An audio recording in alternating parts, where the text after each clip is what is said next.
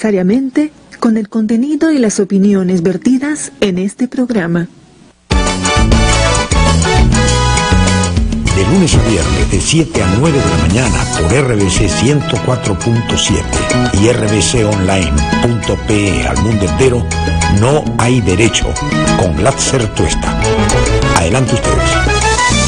No hay derecho, no.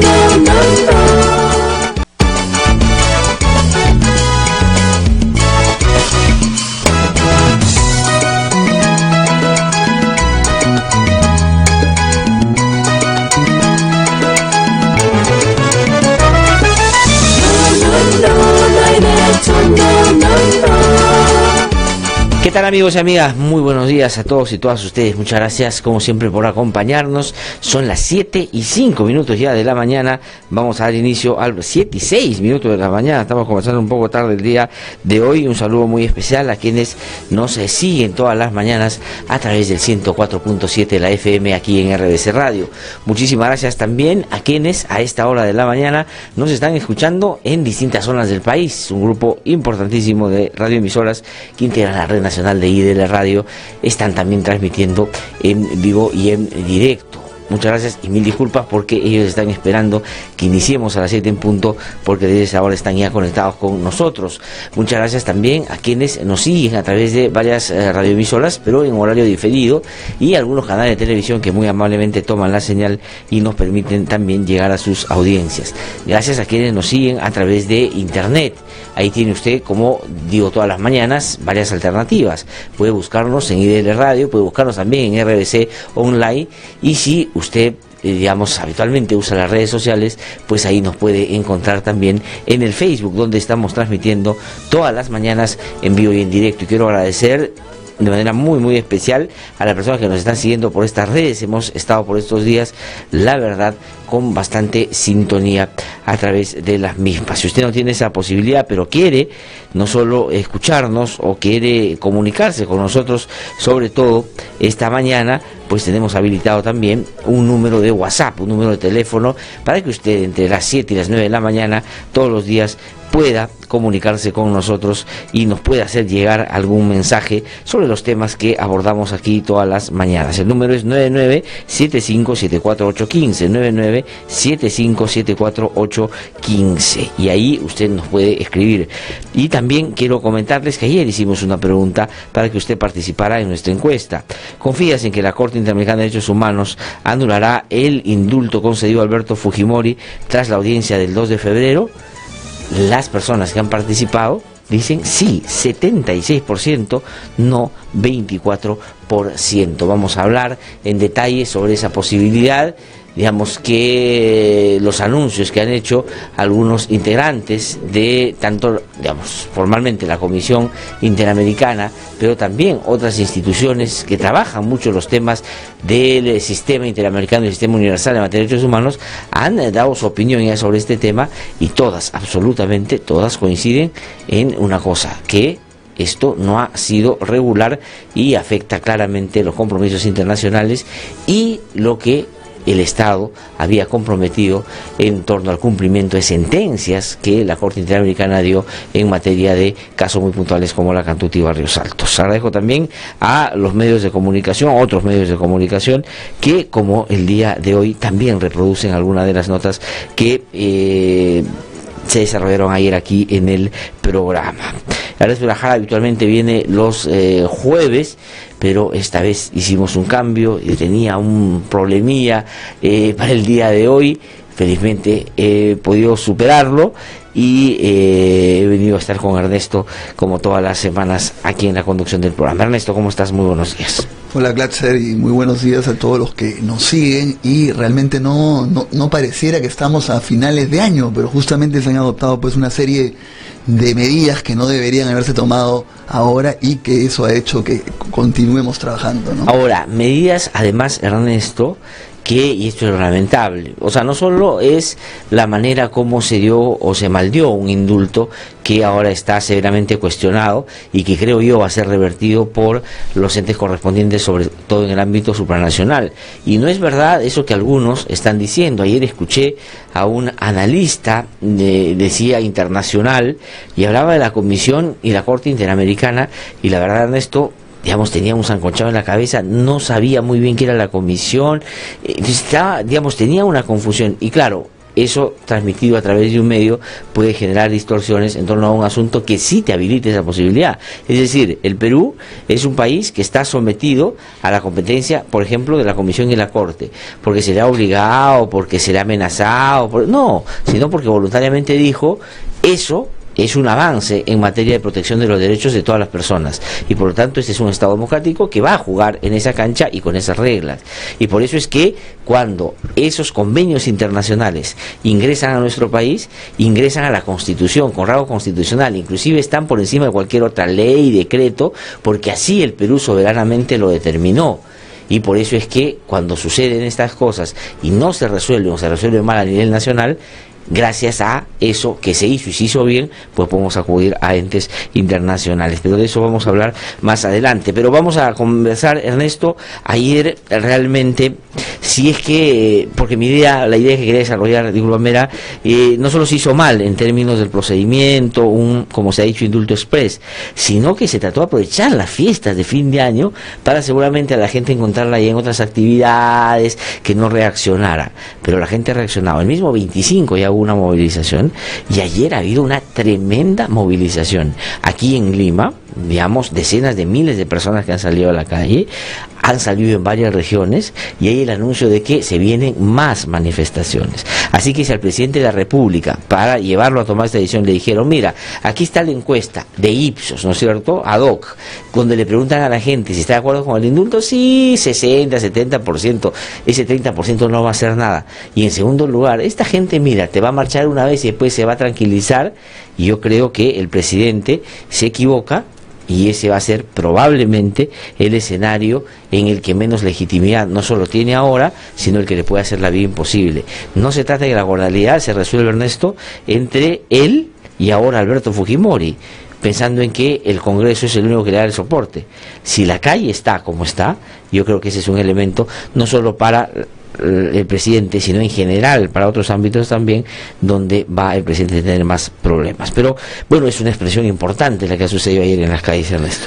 Sí, pues como tú dices, Glatzer, la calle se ha pronunciado, ha protestado, ha rugido, ¿no? Yo estuve en la marcha de Lima, por supuesto, y me impresionó, no solamente porque eran miles, cuadras de cuadras, sino porque realmente se veía a la gente indignada, y con razón, como lo estamos nosotros y como la gran mayoría que nos están escuchando o viendo.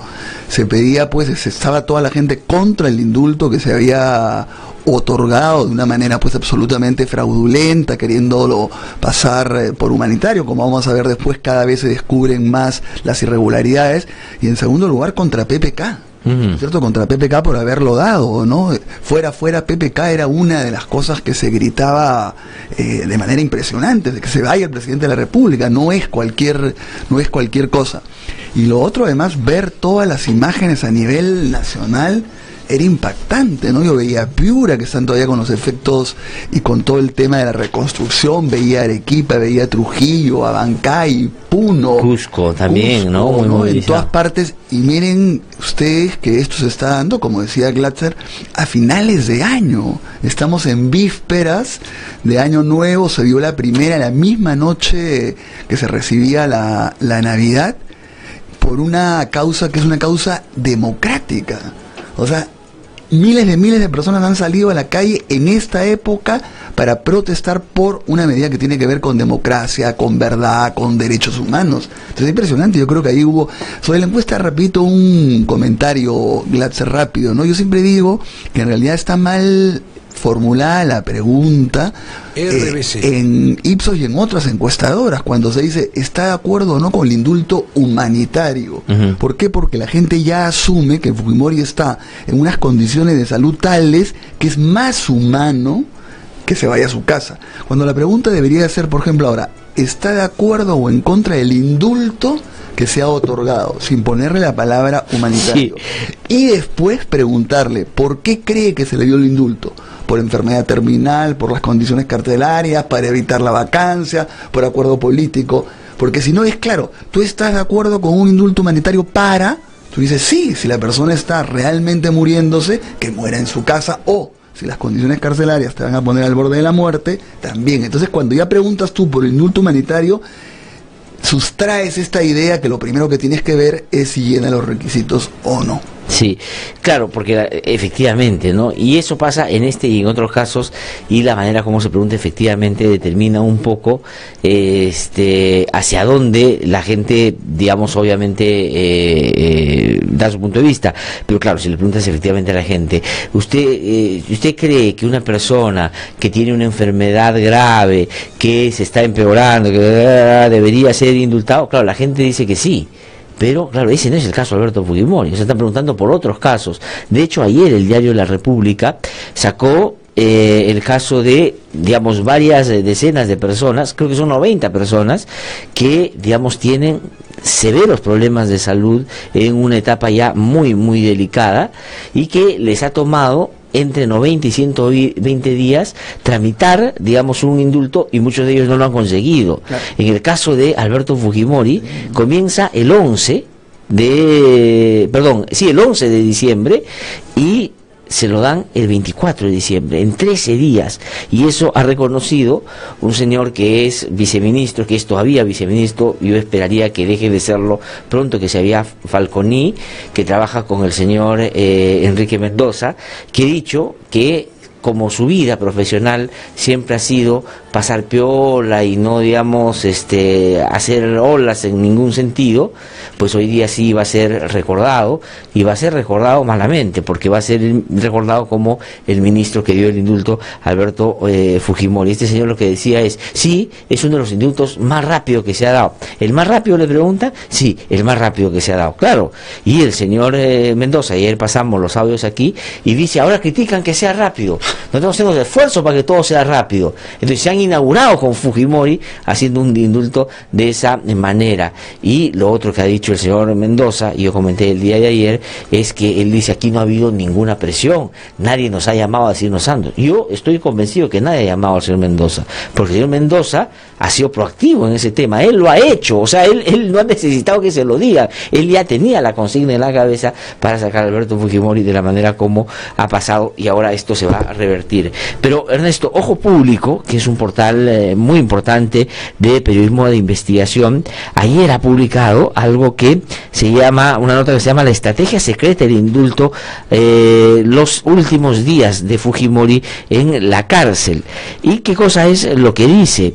Relata los hechos, pero contados teniendo a la base un dato que es fundamental: las visitas que hubo, porque ha accedido, me imagino, ha conseguido los datos de las visitas que tuvo Alberto Fujimori por esos días en su celda en Barbadillo, después las visitas que tuvo la Comisión de Gracias Presidenciales, las reuniones y las personas que estuvieron en la Dirois en el momento que los médicos analizaban a Alberto Fujimori, y visitas que le hicieron al propio viceministro de Justicia, gente vinculada a Alberto Fujimori. Y si tú empiezas a revisar dato por dato, yo no sé si en algún momento tengamos un poquito de tiempo, podemos llamar a la gente de Ojo Público para que nos pueda contar sobre esto, pero tienes solamente un dato para nuestros oyentes: 5 de los 10 congresistas que votaron en contra de la vacancia de PPK, es decir, el trueque que hicieron con PPK, 5 estuvieron el día anterior con Alberto Fujimori en su celda.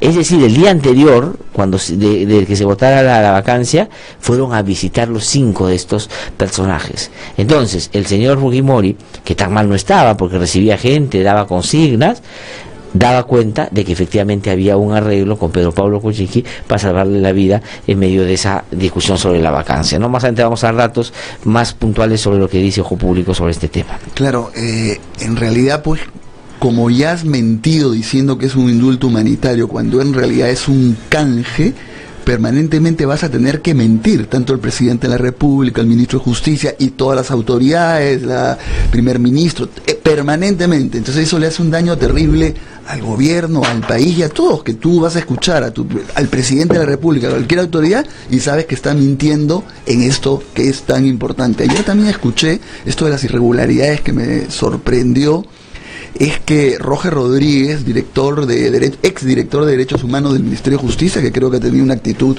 muy valiente, no solamente por renunciar, sino por decir todo lo que él considera que lo irregular que es, porque ha sido integrante también de la Comisión de Gracias Presidenciales. Decía un dato que tampoco habíamos reparado, es que esta comisión, en ningún momento, la Comisión de Gracias Presidenciales que recomienda el indulto, había ido a la DIROES.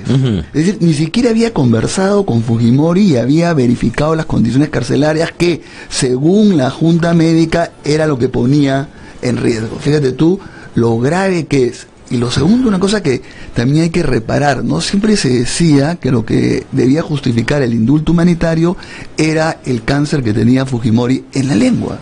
Pero ahora resulta que eso no. No es, que es un no problema es. corazón. Son problemas al corazón, arritmia y otras cosas. Entonces, ¿por qué pidieron tanto el indulto humanitario por esas condiciones, por el cáncer, y ahora dice que no?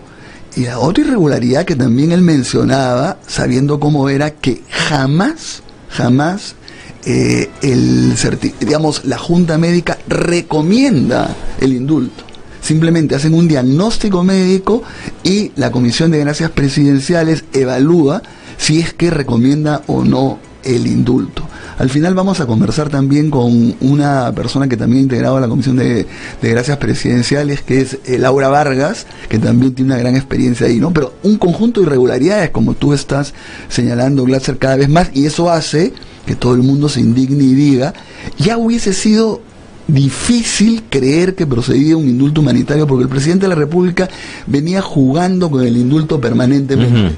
Pero ya ahora, cuando se ha dado en el contexto de la vacancia y con tantas irregularidades, es una burla, ¿no es cierto? Es un canje terrible e infame lo que ha existido, ¿no? Sí, realmente, solamente como datos que creo yo van a ser determinantes para que la Corte Interamericana, en la audiencia que va a haber el 2 de febrero, en seguimiento al caso Cantuto y Barrios Altos, va a determinar que este indulto ha sido totalmente irregular. Solamente como dato para nuestros oyentes, con cargo a que ustedes puedan buscarlo, está en Ojo Público el día de hoy. Por ejemplo, dice, los reportes de visita a los que ojopúblico.com tuvo acceso dan cuenta de que 2 días después de que el Congreso admitiera el trámite de pedido de vacancia en el programa radio, empezó un movimiento poco usual. Y solamente voy a poner los datos de los médicos que participaron en la evaluación que le hicieron a Fujimori. Dice, aquel día, o sea, están hablando del 17 de diciembre, que es el día en el que fueron a evaluar a Alberto Fujimori, el equipo médico evaluador, integrado por Juan Postigo Díaz,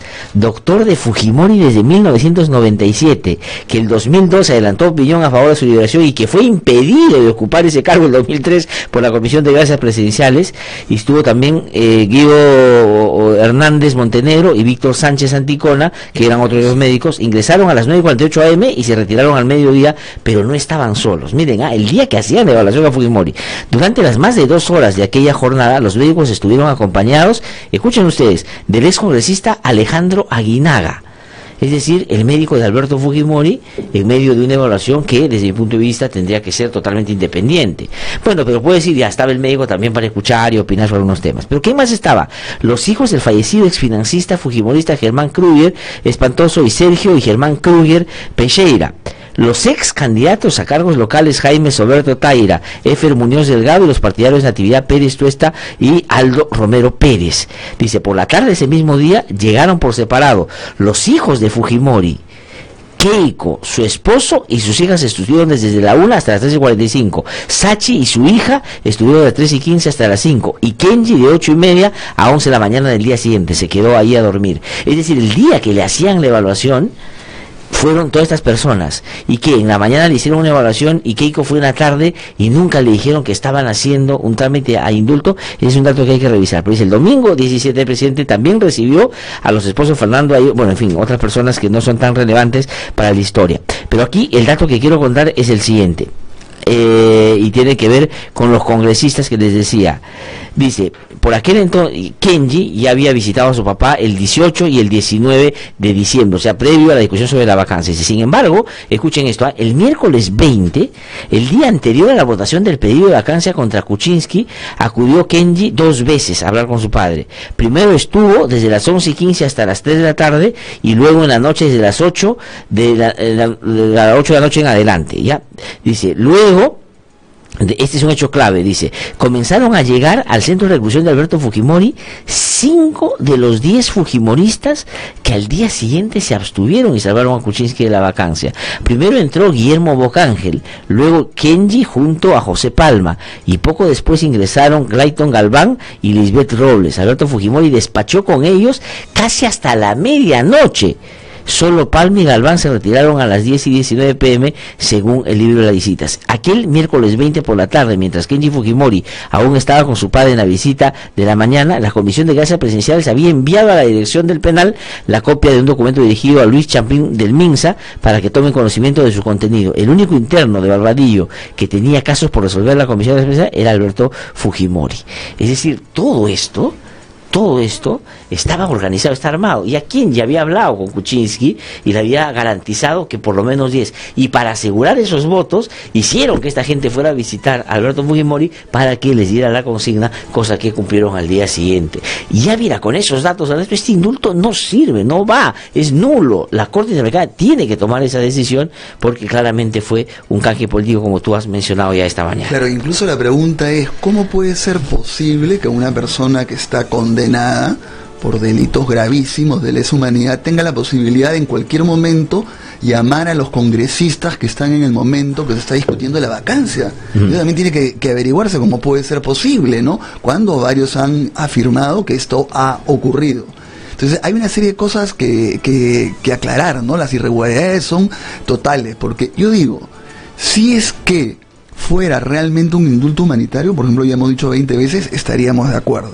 Pero el presidente lo podría hacer de una manera completamente diferente. Agarra y dice, vamos a nombrar una junta de médicos impecables y vamos a tomar la oferta, el ofrecimiento que nos hizo el relator de Derechos Humanos de Naciones Unidas, que sean observadores. Es decir, que hemos escogido bien los médicos, de acuerdo a su trayectoria, que no sea pues un médico de Fujimori, que tiene una gran trayectoria, y va a ser una evaluación objetiva y que va a haber un observador internacional que se cumple, no un observador internacional que va a reemplazar a los médicos peruanos, que no hay necesidad, sino que va a haber, lo hace de una manera totalmente transparente, pero acá ha sido, como tú has explicado, todo lo contrario, y además en el momento justo que se le ha salvado la vida de la vacancia con los 10, el voto de Kenji y de los 9 congresistas. Por eso es que la gente está indignada.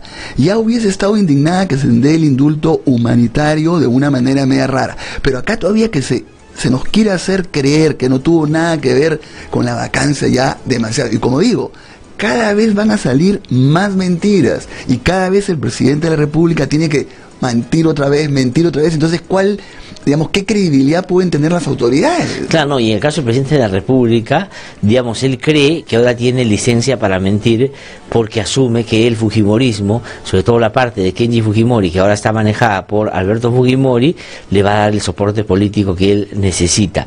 Y a él no necesita, que sea ese ámbito de la política el que lo sostenga, porque la calle está indignada y ese va a ser un factor determinante. Una pregunta, porque, a ver, tenemos un presidente absolutamente disminuido. Si antes de todo esto se le daba 0,6, estaba tan mal en las encuestas, no tiene legitimidad, no tiene credibilidad, no tiene autoridad moral. Se le ha ido mucha gente, se le ha ido 3 de sus mejores congresistas, se le ha ido 2 ministros y parece que vienen más. Hay un montón de funcionarios públicos que están renunciando. Además, ya no cuenta pues con los sectores políticos, de alguna manera podían hacer alianzas en contra de lo que era una mayoría fujimorista. Tiene la calle en contra, que era también importante porque defendía la democracia y él finalmente era el mal menor en defensa de la democracia. Entonces falta 3 años y medio. Sí. Entonces, la única posibilidad es que pacte con el fujimorismo. Sí. Y el fujimorismo está dividido, por lo menos por ahora, en dos. Kenji y 10 de repente, y 9 y de repente un poco más, pero los otros también tienen 61 votos. Sí. Se habla de un gabinete de reconciliación. Yo creo que se debería dar por bien salvado el presidente si logra hacer un gabinete. ¿Qué persona va a aceptar ser parte de este gobierno con lo que está ocurriendo? Es bien complicado, o sea, digamos, ¿cómo No, va a por eso, funcionar yo los ayer comentaba, escenarios? por ejemplo, Ernesto, que el nombramiento del ministro del Interior es una expresión clara de que ya la gente no quiere aceptar.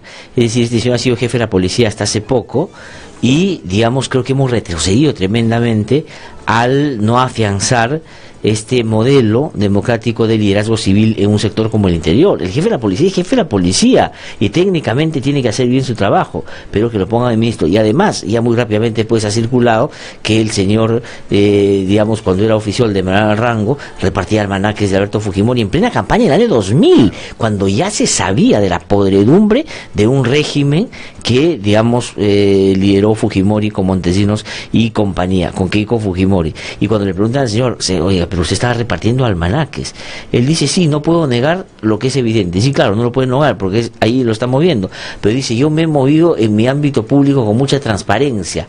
O sea, el señor dice que si en ese momento repartía almanaques y ha dicho que ha trabajado con 4 gobiernos, o sea que si 5 años después Toledo le hacía repartir almanaques, también repartía, y Alan García después y el otro, ese es el ministro del Interior. Realmente yo creo que ya ayer, por ejemplo, el señor Petrosi, que es un congresista de Fuerza Popular, salió a través de las redes a decir, se está rumoreando que yo voy a ser ministro y quiero decir que no, que yo estoy trabajando por mi patria desde el Congreso y todo. Entonces su gabinete de reconciliación es en realidad hacer un gabinete lo más fujimorista que sea posible, pero lo que no sabe el presidente o no la hacen saber es que el fujimorismo no se va a comprar el pleito de este gobierno. ¿Tú te imaginas al fujimorismo, inclusive el de Kenji, cargando sobre el hombro la debilidad, las mentiras, la traición y la manera tan vergonzosa de un presidente que no puede sostener un dicho más allá de 2 días? Realmente es muy preocupante. Y hoy día, digamos, tomándose la licencia del humor en el diario Perú 21, el caricaturista saca una foto que me parece que es lo que la gente está pensando, y eso decía mucho en la marcha, ¿no? Ahí, ¿se acuerdan ustedes? El símbolo de Pedro Pablo Kuczynski, PPK, era un cuy, y claro, y estaba personificado por, digamos, una persona que se vestía de cuy y salía, digamos, a todas las marchas. Pues bueno, aquí esa persona está sentada, se acaba de sacar la cabeza porque está muy cansada, y resulta que al sacarse la cabeza el cuy, lo que hay abajo es una rata. Eso es lo que la gente piensa de lo que está pasando en el presidente de la República. Y en el mismo Perú 21, en el Otorongo, hacia el final, que le están haciendo por Facebook, probablemente lo puedan ver, dice, Alberto Fujimori está en su cama en la clínica, hay un camarógrafo, hay una persona que está soportando un micrófono, han puesto luces, y quien está dirigiendo todo y haciendo el conteo para que salga la toma es Vladimiro Montesinos, que le dice a Alberto Fujimori, vamos Alberto, necesito más dramatismo, escena 28, luces, cámara, y eso es lo que mucha gente dice en las redes. ¿Quién está detrás? Y eso es puro montesinismo, ¿no es cierto? Desde una lógica de psicosociales y que hacernos creer a lo que realmente no es. A ver, algunos comentarios. Yo te decía pues que a mí me parece terrible que tengamos un presidente tan débil como PPK y que dependa finalmente de 2 sectores del fujimorismo, ¿no? Y es peligrosísimo, primero porque son 2 sectores que por lo menos en un primer momento van a estar absolutamente enfrentados a un ajuste de cuentas. Yo escuchaba ayer a Aguinaga referirse a los asesores de Keiko y hablaba de tumor, de cáncer, de metástasis, sí. Es decir, todo contra... Era impresionante cómo se refería a ellos. Va a haber bueno, y el meme de Kenji también, lleno de sangre, ajustando... Ahora, pero yo ayer, por ejemplo, decía, ¿tú has escuchado a Kenji o has visto un tuit sobre Kenji, o de Kenji, contra Joaquín Ramírez? Claro. O sea, digamos, esa es la clave. Ya, Ana Vega y Figari. Esa discusión que plantea Kenji de que hay que cambiar el fujimorismo porque hay personas que han secuestrado a mi hermana, daría la impresión que es un debate ideológico, pero el fujimorismo tiene ideología, lo que ustedes escuchan en las palabras de Becerril, esa es la ideología del fujimorismo, o sea, nada, ¿no es cierto? Pero, ¿qué le discute Kenji a Ana Vega y a Figari? Que dice que ellos controlan a Keiko y no han permitido que su padre salga, nada más. pero una palabra sobre Joaquín Ramírez, o sea, dice, y ese señor que está investigado por lavado de activos, que tanto daño nos ha hecho y que en buena medida por él perdimos la elección también, ¿se quejan de él o no? ¿O su problema solo es del control de algunas cosas del partido, entre otras en base a una cercanía con el propio Joaquín Ramírez? Ahora, por eso yo creo que hay que manejar Glatzer como un escenario posible, es decir, si el chino, si Fujimori es nuestro, entre comillas, chino de siempre, lo que yo creo que puede llegar a ser, o sea, primero va a haber un poco de ajuste de cuentas, como digo, creo yo. En segundo lugar, sí, tiene que haber un poco de gracias del presidente de la República, pero como dices tú, no va a hipotecar todo su peso político, no haber salido de la cárcel para apoyar a PPK y hundirse con él. Entonces yo creo que una posibilidad es que finalmente Alberto Fujimori en poco tiempo lo que haga es: vamos a unificar a la dinastía Fujimori, al clan Fujimori, con miras al 2021. Y además no vamos a desperdiciar pues esta mayoría abrumadora que tenemos en el Congreso.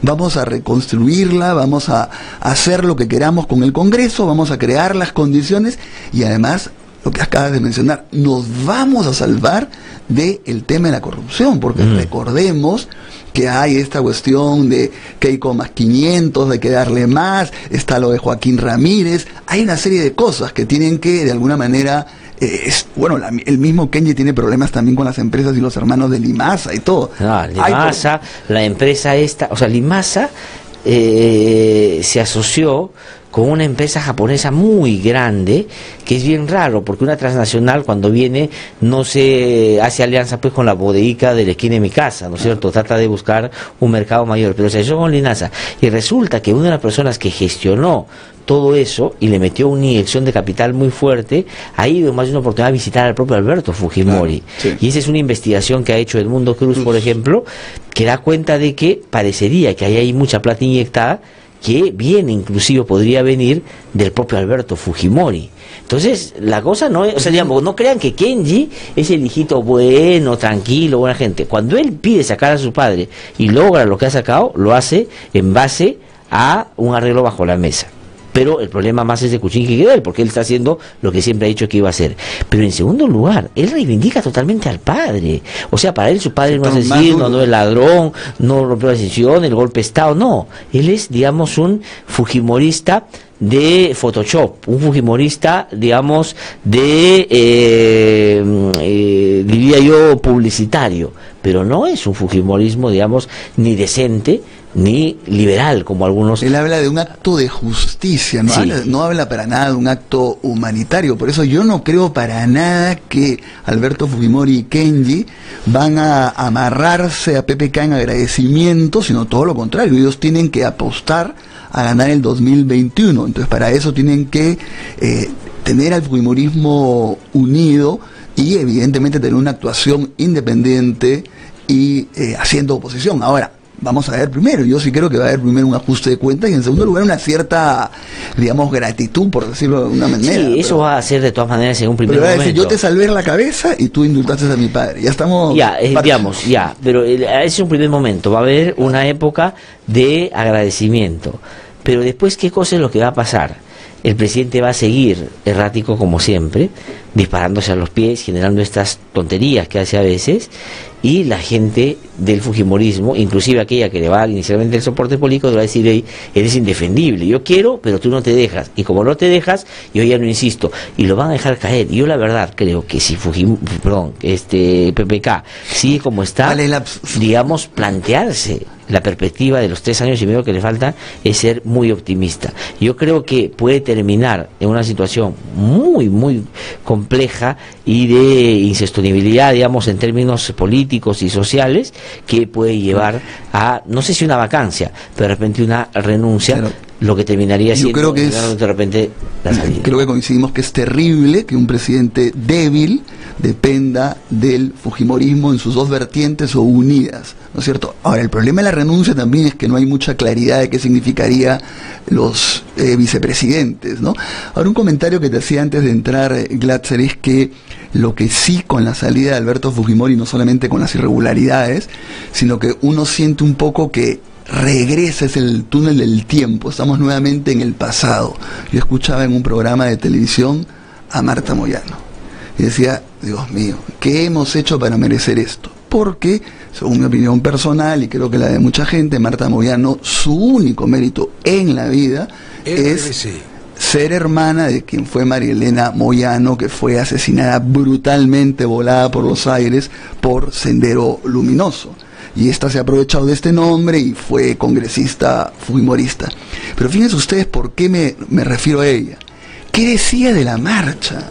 A mí me impresionaba. Decía que todo el mundo, por supuesto, tiene el derecho de protestar, pero a ella lo que le preocupaba era que había visto que en la convocatoria había un sobrino, y mencionaba a un dirigente del MRTA, ¿no? Decía, yo lo único que quiero decir es, por supuesto, el derecho de protesta todo el mundo lo tiene, pero he visto en la convocatoria que está un sobrino de un dirigente del MRTA, y también he visto un Twitter de una senderista liberada. Solamente me pregunto eso, ¿no? ¿Qué hay detrás de todo? Entonces, otra vez el cuco del terrorismo levantándolo para poderse legitimar. Y el último comentario es que creo que fue la hermana de Pascuala Rosado, otra dirigente muy importante, asesinada por Sendero Luminoso, que dijo, porque otra vez se volvió al debate, ¿no? Que como ellos se llamaban víctimas del terrorismo, cuando fue el Instituto de Defensa Legal, institución que produce este programa, y habló de víctimas del terrorismo, el IDL no lo quiso aceptar porque ellos solamente atendían a víctimas de la violencia. O sea, eso, claro, fue, imagínate el debate y la discusión de, nuevamente estamos, si es que Sendero tenía o no objetivos políticos. O sea, me pareció volver nuevamente a la década de los 90, no lo podía creer. No, si digamos las 50.000, 60.000, 40.000 personas que salieron ayer en Lima y internacional del país se motivaran porque 2 o 3 mandaron un tuit y a ellos les parece que están contaminadas con vínculos que tuvieron en un momento o pudieron haber tenido con estas agrupaciones delincuenciales, pues realmente es... la verdad no voy a decir lo que me pasa por la cabeza porque es muy temprano y no corresponde, pero me parece que es un poco distante de la realidad, ¿no? Como lo es lo que ha dicho el señor Rolando Sousa, que ustedes no deben recordar porque no es importante, pero es parlamentario andino y le pagamos su sueldo todos los meses y fue abogado de Fujimori. Dice que la CIDH no tiene ninguna autoridad moral para establecer que el indulto es impunidad. Y claro, él sí la tiene. Recuerdo solamente un episodio cuando, siendo congresista de la República, fue a abogar ante el Ministerio del Interior, ante el jefe de la policía, para darle una ayudadita a los Sánchez Paredes, que eran los asesorados por el estudio que él tenía con César Nakazaki. Esa es la autoridad moral. Pero solo para cerrar con este tema, en eso tenemos varias cosas que han pasado. También hay un tema vinculado, ayer lo mencioné aquí en el programa, sobre lo que está pasando en la Sala Penal Nacional. Hay varias cosas que comentar y conversar ahí más adelante, pero todo esto que ha pasado el día de ayer, esta gran marcha y esta gran expresión de indignación que se está ya mostrando en distintas zonas del país, se contrastaba o iba de la mano con 2 hechos que no hemos comentado y lo vamos a hacer más adelante seguramente en detalle, y es que ayer Keiko Fujimori y Pedro Pablo Kuczynski tuvieron que responder ante la justicia, ante fiscales, digamos distintos fiscales, por su vínculo con el caso Lavallato, por decirlo de alguna manera. ¿Y por qué es importante mostrar de un lado la foto de la marcha, por la indignación que significa el hecho de que por un canje PPK haya sacado a Alberto Fujimori, sino que el otro elemento no deja de ser, desde mi punto de vista, mucho más importante inclusive que la salida de Fujimori para el fujimorismo que mayoritariamente tiene presencia en el Congreso de la República, y es ver cómo van a hacer para seguir avasallando con las instituciones y librarse de las investigaciones que están haciendo de manera imparcial y valiente por fiscales que ahora se han tomado en serio este caso.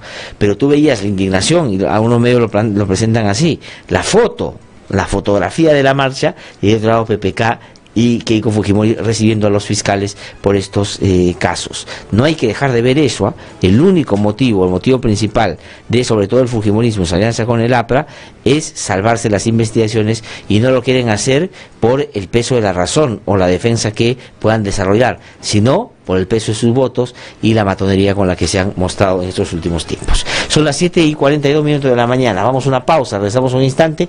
Estamos aquí en No Hay Derecho. Ernesto Lajari y Graciela Tuesta.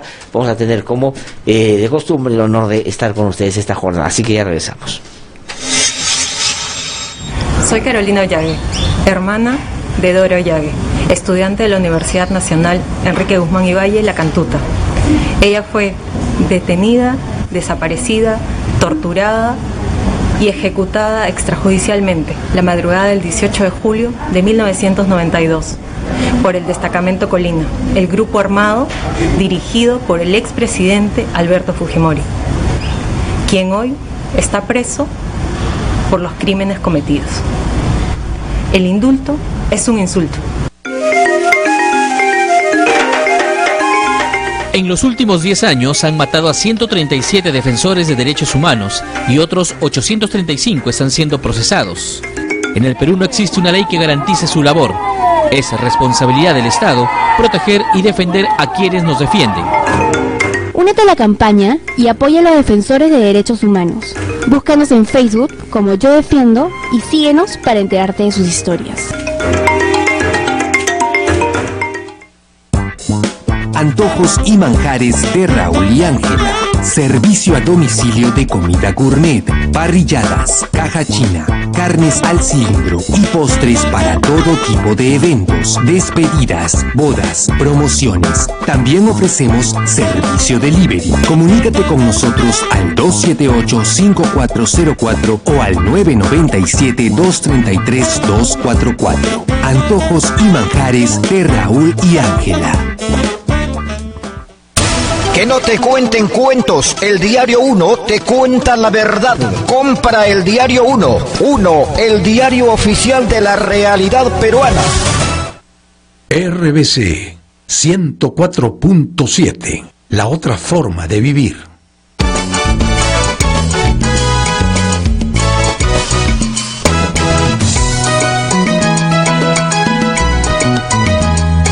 Son las 7:45 de la mañana, estamos de vuelta aquí en No Hay Derecho.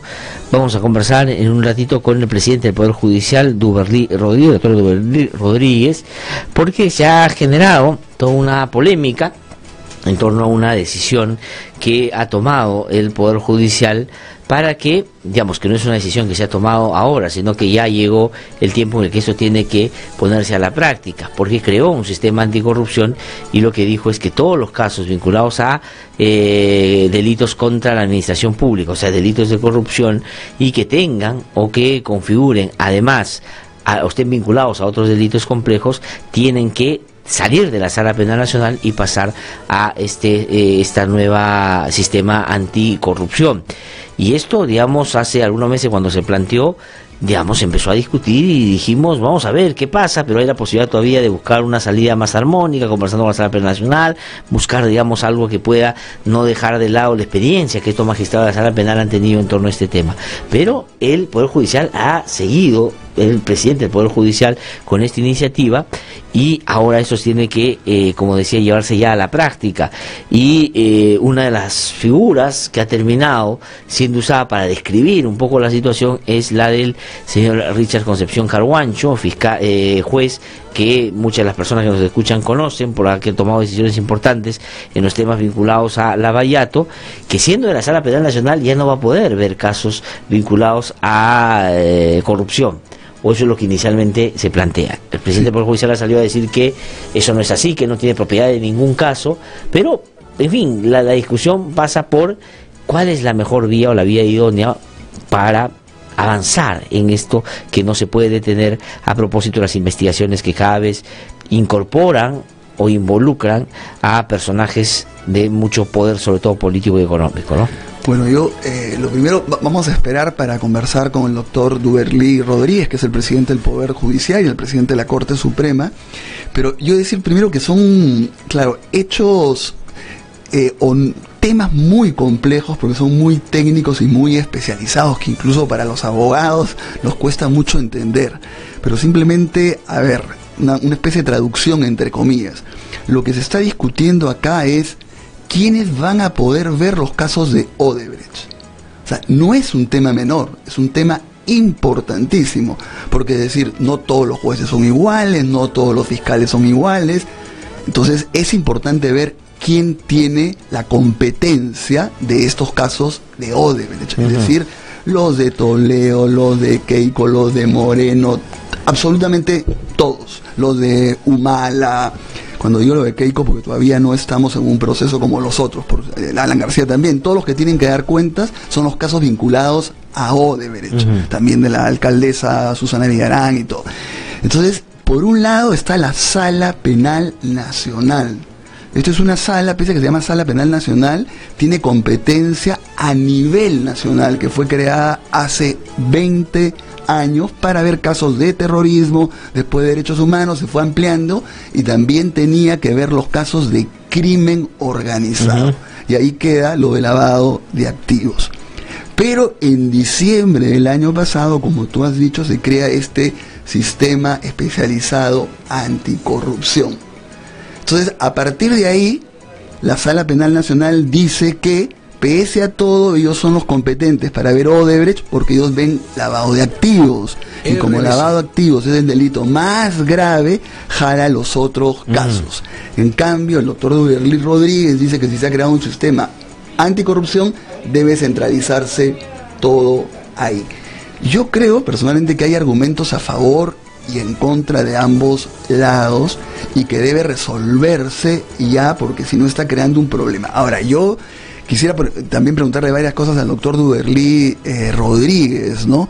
Tú también conversaste una vez con la doctora Inés Díaz Bonilla, porque es otra cosa que hay que decir. Sí. ¿Ya está? Estamos ya con el presidente del Poder Judicial, conectados vía telefónica, y le vamos a dar, por supuesto, la bienvenida. Señor presidente del Poder Judicial, es un gusto saludarlo. Muy buenos días. Buenos días, Leffer.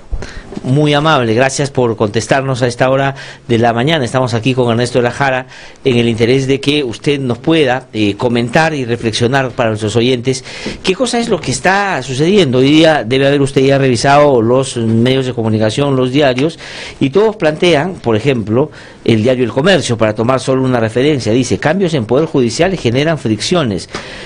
Concepción Carhuancho dice que hay un trato discriminatorio a favor de los miembros del Sistema Nacional de Corrupción de Funcionarios, y la respuesta, dice el titular de Corte Suprema, señala que el juez no es propietario de los casos y que una comisión decidió los cambios. Digamos, ver enfrentado al presidente del Poder Judicial con un juez que, siendo conocido y habiendo hecho un trabajo importante, digamos, no debería darse, se plantea en esos términos en los medios. ¿Está bien planteado así el problema? Es decir, ¿cuál es la lectura que tiene usted de lo que está pasando ahí? A ver, lo que usted me acaba de decir es una visión que yo respeto de un medio de prensa, pero le tengo que decir lo siguiente. Primero, Duberly Rodríguez no está enfrentado al doctor Concepción Carhuancho, ni yo tengo nada contra él, más bien yo reconozco su trabajo y le reitero mi confianza como integrante de la Sala Penal Nacional. Pero lo que tiene que quedar claro que él no es integrante del Sistema Nacional Especializado en Delitos de Corrupción de Funcionarios, que en aplicación del decreto legislativo 1307, promulgado el 30 de diciembre del 2016, hace más de un año, me ordenó a mí como presidente armar un nuevo sistema, y ese sistema está funcionando desde el 31 de marzo y lo coordina la doctora Susana Castañeda. Entonces, eso en primer lugar. En segundo lugar, más bien lo que estamos haciendo es tratar de mejorar el trabajo de la Sala Penal Nacional, dotándolo de un estatuto orgánico que le dé suficiente personería jurídica, legitimidad. ¿Por qué? Porque la Sala Penal Nacional existe desde hace 20 años, pero no fue creada por ninguna ley, fue creada por una resolución administrativa del año 2000, por ahí. Entonces, en cambio, el sistema anticorrupción ha sido creado por ley, por la ley que le acabo de mencionar, el decreto legislativo 1307. Entonces, lo hacemos para mejorar. ¿Y cómo los vamos a mejorar a la Sala Penal Nacional? Dándole categoría de Sala Superior, de Corte Superior de Justicia, para que elijan a su presidente y no haya una coordinadora como hay ahora, que no le da autoridad. Sí, soy Ernesto de la Jara, muy buenos días, gusto saludarlo. Sí, Ernesto, buenos días. Doctor, pero a ver, si se aplica este estatuto que usted está mencionando, lo cierto y objetivo es que el juez Carhuancho dejaría todos los casos de Odebrecht, ya no sería juez de investigación preparatoria. O sea, usted le puede ratificar la confianza, pero el hecho concreto es que ya él no sería el juez de investigación preparatoria de todos los casos Odebrecht. Usted tiene parcialmente la razón, pero yo, por ejemplo, me remito a personas que tienen mucha autoridad en el tema jurídico. El día de ayer, Diego García Sayán, nada menos que el expresidente de la Corte Interamericana de Derechos Humanos, ha respaldado la decisión del Consejo Ejecutivo del Poder Judicial, porque ha señalado, igual que yo, que ningún juez de investigación preparatoria es dueño de ningún caso. quienes son dueños del caso y de la investigación, estimado amigo Ernesto, usted sabe perfectamente, de acuerdo al nuevo Código Procesal Penal, son los fiscales, y para decirlo en clarito para sus digamos, oyentes, quien es el dueño del caso Odebrecht es el señor Hamilton Castro. Y Hamilton Castro eventualmente hace pedidos a los jueces de investigación preparatoria, que en este caso estaban todavía en la Sala Penal Nacional, para que resuelvan medidas provisionales como prisión preventiva, y tocó por el azar que le tocara al doctor Concepción Carguancho, porque ahí hay 4 jueces, podría haber sido Manrique, Laura, podría haber sido para la señora Pérez Escalante. Doctor Duberlí. Y obviamente ha tomado resoluciones que han tenido mucho, digamos, apoyo en la ciudadanía. Ahora se estaría dando... Ahora, doctor, una pregunta. Lo están apartando del caso. Una pregunta, por supuesto, de acuerdo al Código Procesal Penal, quien investiga, impulsa la acción es el fiscal, pero el juez de la investigación preparatoria también tiene un rol importantísimo. Imagínese, usted es presidente del Poder Judicial y no se lo voy a explicar. Sí, pero... sí lo soy, mi estimado Ernesto, pero no hay ningún contrato, ninguna norma que diga que el fiscal tal va a trabajar con el juez tal. Eso depende de la estructura del sistema. No, pero por ejemplo, como usted ha dicho, el juez de investigación... Pero permítame, Ernesto. Sí, disculpe. Para terminar la idea, discúlpenme, también. Escúchenme. Ahora, por ejemplo, ¿ante quién ha estado ayer dando declaración el señor Pedro Pablo Kuczynski y la señora Keiko Fugere? Ante los fiscales, porque ellos son los que investigan. El juez de investigación preparatoria no investiga absolutamente nada. Yo he visto una nota periodística ayer que dice, se pone en riesgo la investigación. Un momentito, ¿qué riesgo se tiene investigación el fiscal? Que si, por ejemplo, ahorita cambiaran al señor Hamilton Castro, ahí sí se pondría en riesgo la investigación. Pero el tema del juez de investigación preparatoria, un pedido del fiscal lo puede resolver cualquier juez de investigación preparatoria. Acabo de decir en un medio de comunicación, en el Perú no hay un cielo concesor para jueces, puede haber 20, 30, 40.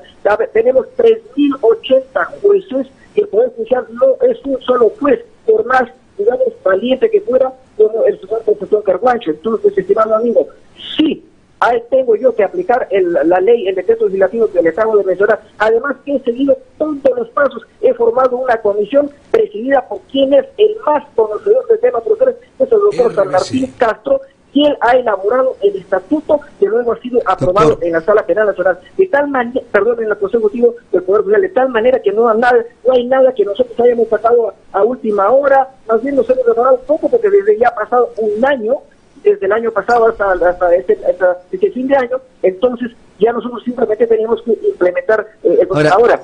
Para terminar, permítame esto, para terminar, eso pone en riesgo que va a haber impunidad, que no se va a condenar. Eso no lo va a resolver la Concepción Carguancho. En los jueces de juzgamiento, estimado Ernesto, los jueces de juzgamiento habrán un juicio oral cuando el fiscal formule acusaciones, pero eso está todavía muy lejano, no sé para cuándo. Entonces, nadie puede estar temiendo que va a haber impunidad, que se va a favorecer a Mengano, a Sutano, no. El sistema de justicia anticorrupción está funcionando y yo garantizo que no habrá impunidad y que se pondrán las penas de corrupción a quien se ha declarado culpable y también se absolverá a quien se después tenga que absolver.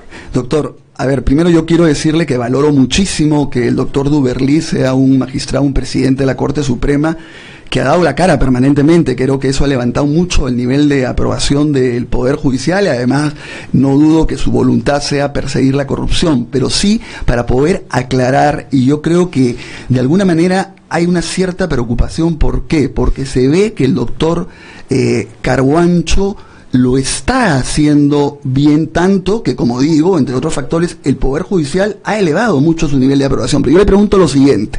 Usted dice, evidentemente, que el fiscal tiene un papel protagónico en esta parte, pero pongamos, ya hemos visto que da prisión preventiva, lo decide el juez. Los allanamientos, por ejemplo, ¿quién decide si se produce un allanamiento? Es el juez de investigación preparatoria. Otra cosa, ¿qué pasa si hay la colaboración eficaz con Barata, con Hamilton Castro o cualquier otra colaboración eficaz? ¿Quién tiene que aprobarlo o desaprobarlo? El juez de investigación preparatoria, el doctor Carguancho. Así es. Entonces, sí, bueno, es importante. Sí, claro que es importante, estimado amigo Ernesto, pero cualquier juez puede tramitar esos pedidos. ¿Por qué necesariamente tenemos que pensar que es el único y exclusivo? ¿Qué pasa si por casualidad el doctor Carguancho tiene un percance, un accidente? ¿Se acabó el sistema de justicia? No, pues, don Ernesto. El sistema está funcionando. Y pues si no recibe el pedido del señor Concepción, lo recibirá cualquier otro juez del sistema anticorrupción y eventualmente la Sala Penal Nacional. Porque miren, ¿Qué casos salen de la Sala Penal Nacional? Porque ya tenemos simplemente los delitos de corrupción. Pero si es un delito común como lavado de activos, que es delito común, no es delito contra el Ministerio Público, lo seguirá viendo la Sala Penal Nacional si es que así corresponde. Y decir, yo ahorita no puedo decir, por ejemplo, qué caso sale o qué caso se queda. Eso ya se verá en su momento, ¿me entiende? Pero las reglas tienen que ser claras. Si tenemos un sistema anticorrupción, y usted lo sabe perfectamente, amigo Ernesto, tenemos la Convención de Naciones Unidas contra la Corrupción, que es también vinculante para nosotros. ¿Qué dice la Convención en su artículo 36? Que cada Estado parte tiene que armar un sistema judicial especializado, y el Poder Judicial del Perú ya lo ha armado. Y si tiene el sistema armado, ¿por qué vamos a seguir utilizando otros órganos institucionales que no forman parte del sistema? Eso sería más bien después motivo para que los abogados digan que esos jueces han sido incompetentes, planteen acciones de amparo, vayan a la jurisdicción supranacional. No, hagamos las cosas bien. Yo lamento que esta situación esté dando la imagen que nosotros estamos retirándole la confianza al señor Concepción Carguacho. No le estamos retirando, reconocemos su trabajo, reconocemos, toda, la interés que él ha tenido a resolver los casos, pero lamentablemente por las normas que se tienen que aplicar, él no forma parte del sistema anticorrupción. Doctor, pero una pregunta, ¿usted tiene un balance bueno o malo de la Sala Penal Nacional? ¿Por qué se lo pregunto? Porque si tiene malo, yo entiendo que quiera cambiar, pero si es un buen concepto, ¿por qué no la Sala Penal Nacional se convirtiera en el sistema anticorrupción? Es decir, que fortaleciera esa Sala Penal Nacional y usted dijera, ahora se va a llamar de esta manera, porque si era un sistema anticorrupción, tenía también todo el tema de crimen organizado en la sala, ¿no? Eso es lo que no entiendo. Sí, permítame una reflexión, Ernesto. Mire, si todo fuera cuestión de voluntad, yo haría lo que usted me dice, ¿me entiende? Pero yo, como presidente del Poder Judicial, tengo que acatar lo que dice la ley. Y la ley me dice, el decreto legislativo 1307, el presidente del Poder Judicial tiene que armar un sistema especializado nacional anticorrupción, y yo tengo que dar cumplimiento a eso. Ahora, la Sala Penal Nacional tiene competencia para delitos de lesa humanidad, crimen organizado, delitos contra periodistas, es decir, tiene una competencia muy amplia, y por eso es que esa sala tiene que seguir funcionando, ¿me entiendes? Lo que nosotros estamos haciendo ahora la vamos a fortalecer, porque en lugar de escoger amigos jueces de distintas partes del país para traerlos invitados a la Sala Penal Nacional, no, más bien ahora que sean titulares en la Sala Penal Nacional, y posteriormente lo mismo voy a hacer con el sistema anticorrupción. No creo que yo me voy a quedar solamente con la Sala Penal Nacional para darle completa legitimidad, ¿me entiende? Pero las reglas tienen que ser claras, porque si no después los abogados, cuando pierdan los juicios, van a decir, el sistema que ha condenado es un sistema cuestionado, etcétera, etcétera. Entonces, para que todo quede claro, más bien hay que fortalecer, y lo que estoy haciendo yo es fortalecer más bien la Sala Penal Nacional. Que yo tenga discrepancia con algunos fallos, por ejemplo, que algunos juicios me van a asegurar 5 o 6 años de juicio oral, usted no se acordará perfectamente de eso, pero eso no invalida la necesidad de que la Sala Penal Nacional sea un sistema especializado para ver los delitos que la ley dice que lo van a ver, y la ley dice que delitos son competentes de la Sala Penal Nacional, pero si hay otra ley que me dice que los delitos de corrupción los tiene que ver un sistema especializado, tiene que funcionar el principio de especialidad, usted lo conoce perfectamente, que le corresponde a la sala, al sistema anticorrupción. Una última pregunta, Glácer, antes de darte a ti la... Pero a ver, el otro tema, porque yo estoy tratando de poner los argumentos que se discuten en un lenguaje más o menos sencillo, pero el problema también es que, por un lado, supuestamente la Sala Penal Nacional, o mejor dicho, no supuestamente, se va a quedar con los casos de lavado de activos, en cambio todo lo que es corrupción de funcionarios pasa a este sistema especializado.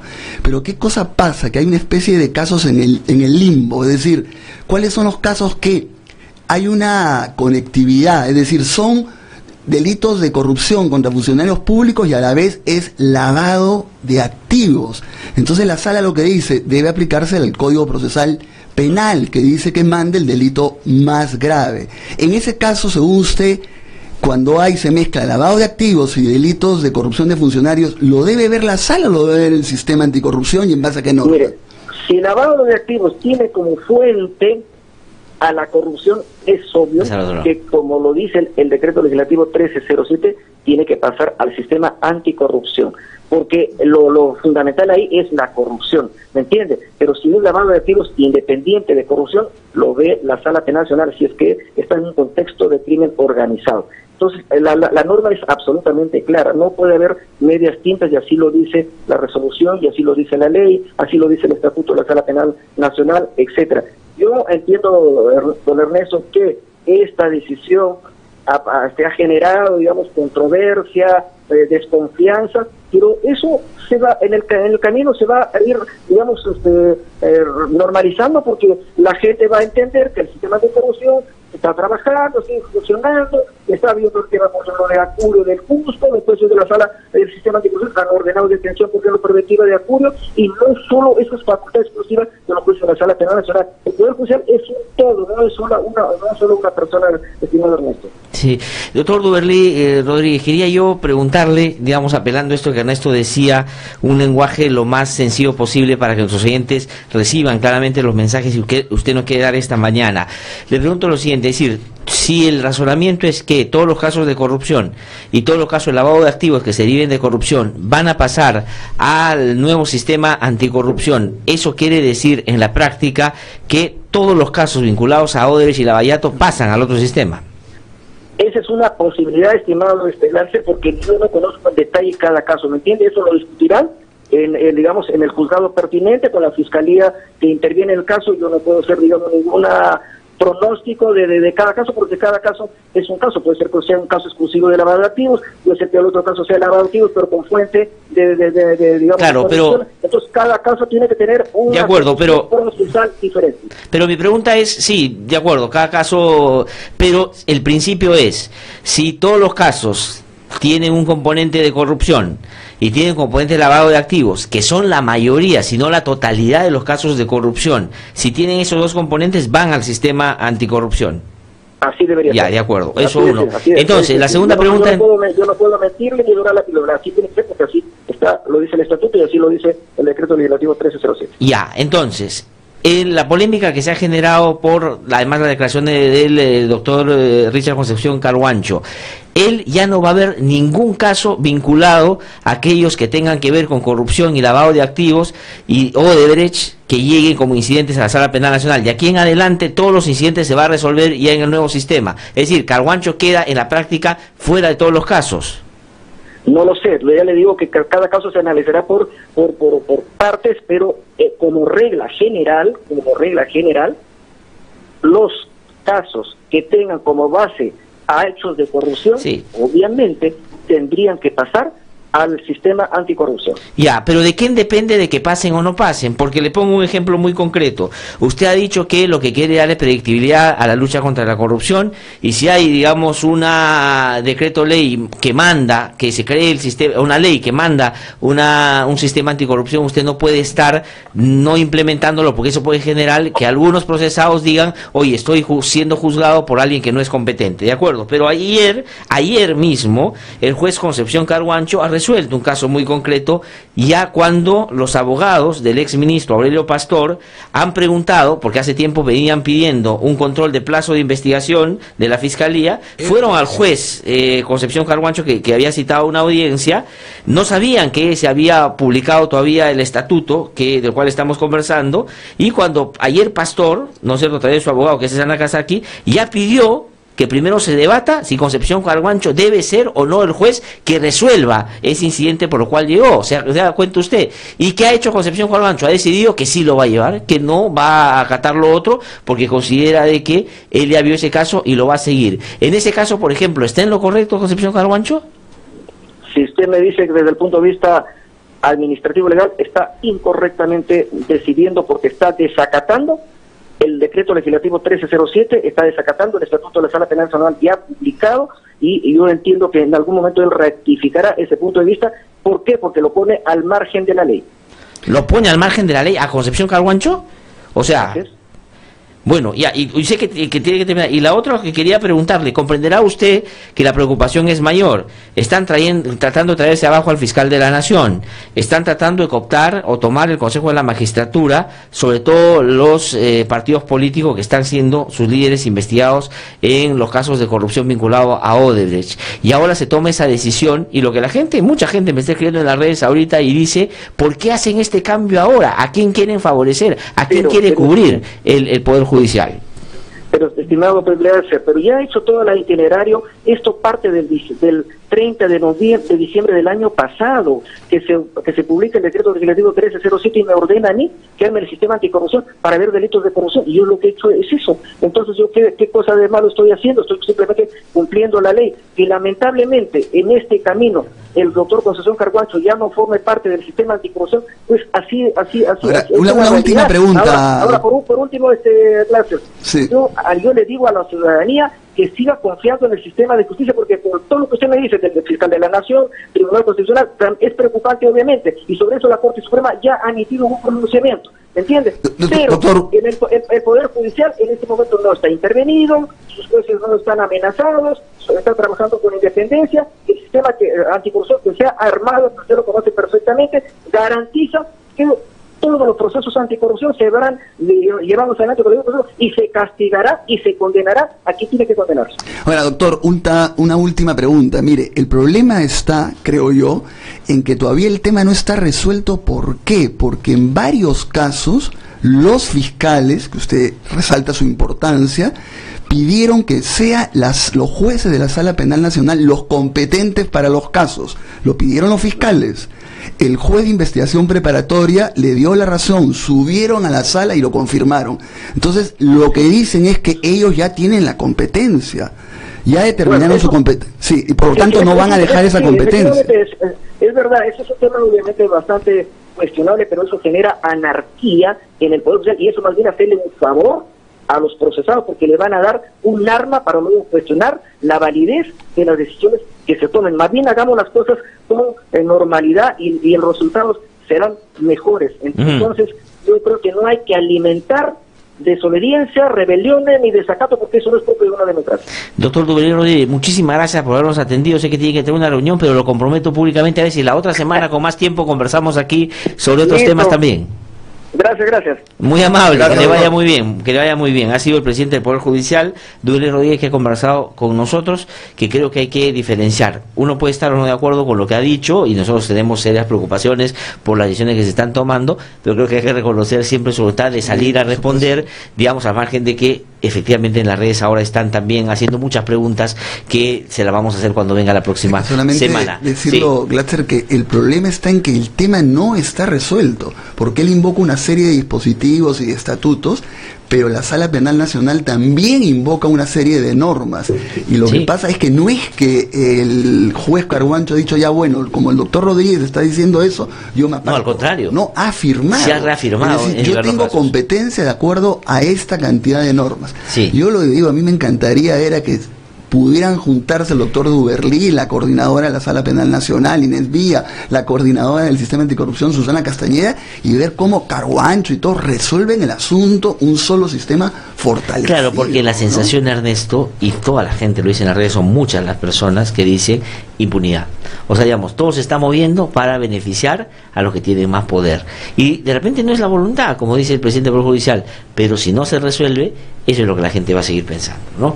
Son las 8:12 de la mañana, hemos conversado con el presidente del Poder Judicial, vamos a ir a una pausa, sí, breve, y regresamos aquí en No hay Derecho en tan solo un instante. Soy Norma Méndez Díaz, madre de Melissa Alfaro Méndez, una joven de 23 años que falleció por un sobrebomba enviado por el Estado de nuestro país a cargo de Alberto Fujimori el 10 de octubre de 1991. Nosotros los familiares estamos en desacuerdo con el indulto porque contravendría las leyes, porque creemos que los que cometen delitos deben cumplir su condena, sean presidentes, sean políticos, sea quien sea. No, las leyes se deben cumplir. Como familiar decimos, el indulto es insulto. Siente y disfruta el sabor del Cascajal, el divino placer de comer. El Cascajal Restaurant Show. Ubícanos en Avenida Francisco Lazo, 2495 Lince. Reservas al 222-2251. El Cascajal, comida peruana para todo el mundo. RBC 104.7, la otra forma de vivir.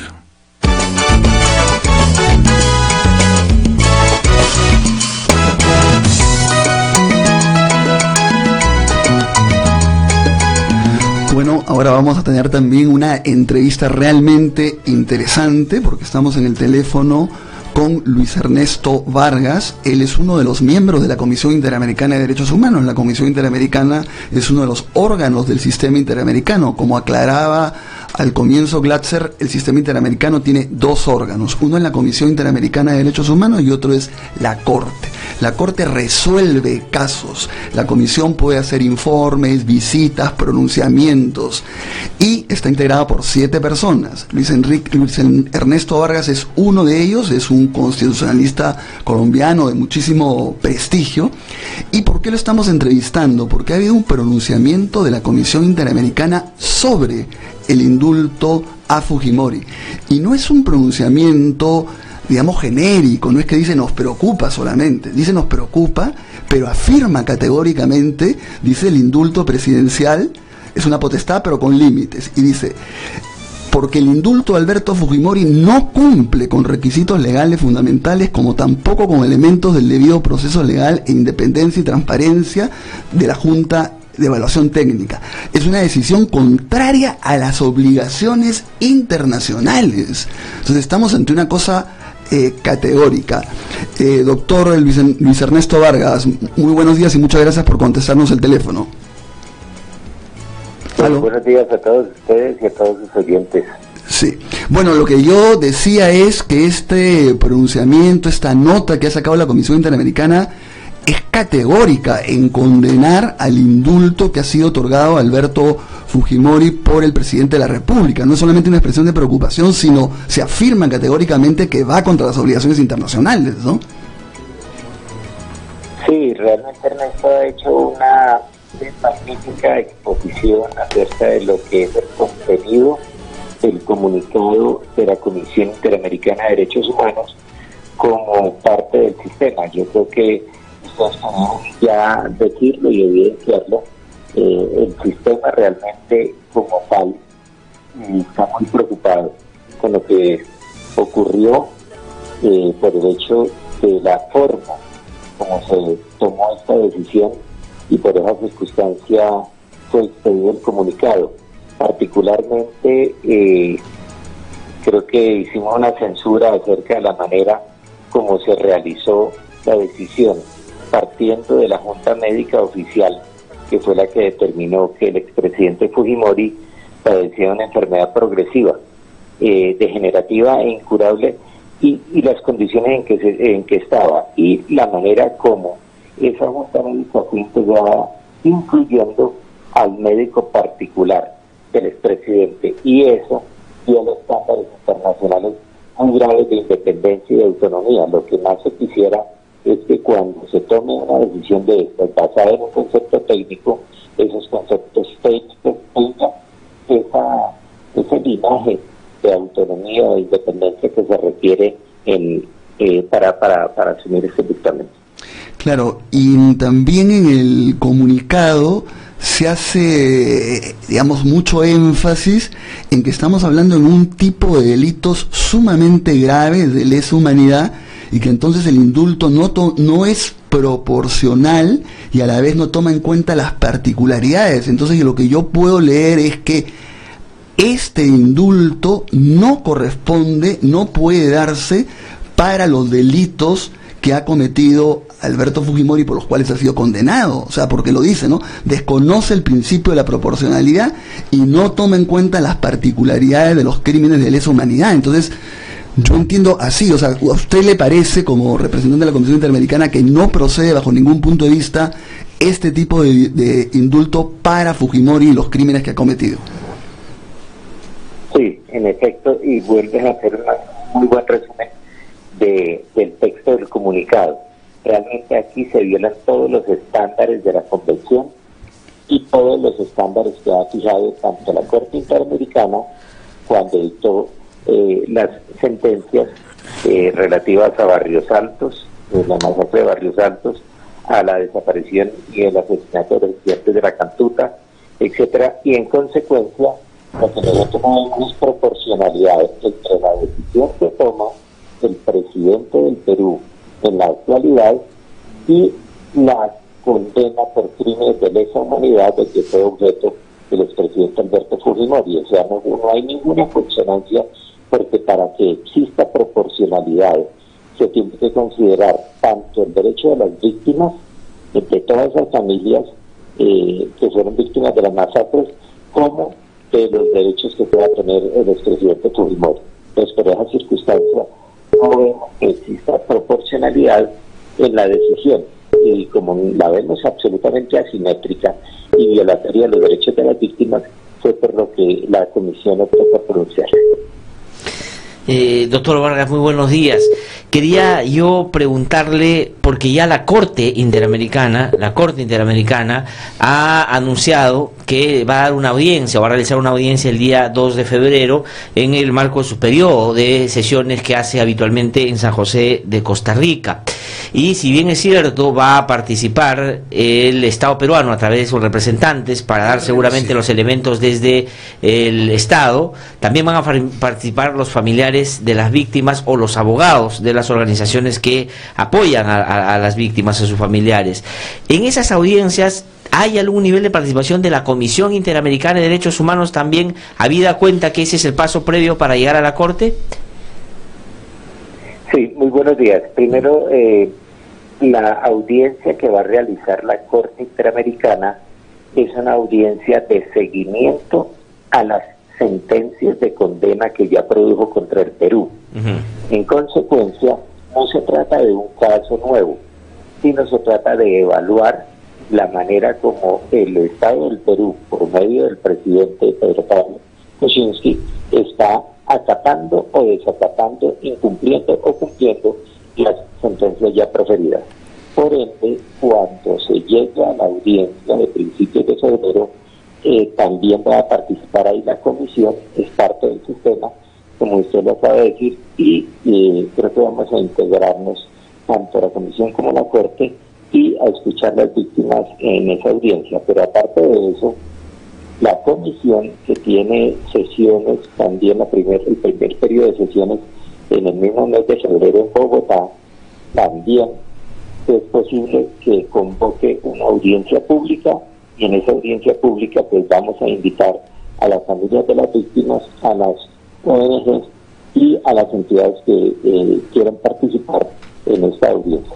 Ahora, permítame, a ver si he entendido bien. La Corte va a hacer una audiencia el 2 de febrero donde ustedes van a participar también, pero ustedes van a hacer en Bogotá audiencias como comisión y también van a habilitar una audiencia para ver específicamente este caso. Exactamente. De acuerdo. Esa decisión no se ha tomado. ¿Cuándo es eso? Tenemos la posibilidad de decretar de oficio una audiencia. En cada periodo de sesiones hay más o menos entre 9 y 12 audiencias. La gran mayoría son pedidas por la sociedad civil de los estados, pero también podría decretarse de oficio si no hay alguna solicitud de parte de las víctimas. De manera que habría audiencia tanto en el periodo de sesiones de la Corte Interamericana como en el periodo de sesiones de la Comisión Interamericana. De acuerdo, es decir, va a haber audiencia de todas maneras en la comisión, o porque lo pidan o porque ustedes de oficio lo hagan. ¿Esta cuándo sería, doctor Vargas? Eso es a partir del 22 de febrero, el periodo de sesiones. De acuerdo. En Colombia va a ser del 22 de febrero al 2 de marzo. Y los periodos de sesiones de la Comisión Interamericana normalmente eran en Washington, pero ahora se ha estado haciendo en los países que invitan a la comisión, y el año pasado lo hicimos justamente allá en Lima. Es verdad. De manera que esta vez vamos a ser invitados por Colombia. Ya, y la última pregunta, Ernesto, discúlpame, para terminar, es lo siguiente. El sistema interamericano, a través de audiencia en la comisión, a través de la audiencia por seguimiento del caso en la Corte Interamericana que va a hacer, y una disposición posterior después de haber escuchado a los familiares de la víctima, a la comisión o digamos y al Estado, puede disponer que un indulto mal dado que cuestiona y ataca los fundamentos principales de la Convención Americana puede ser revertido.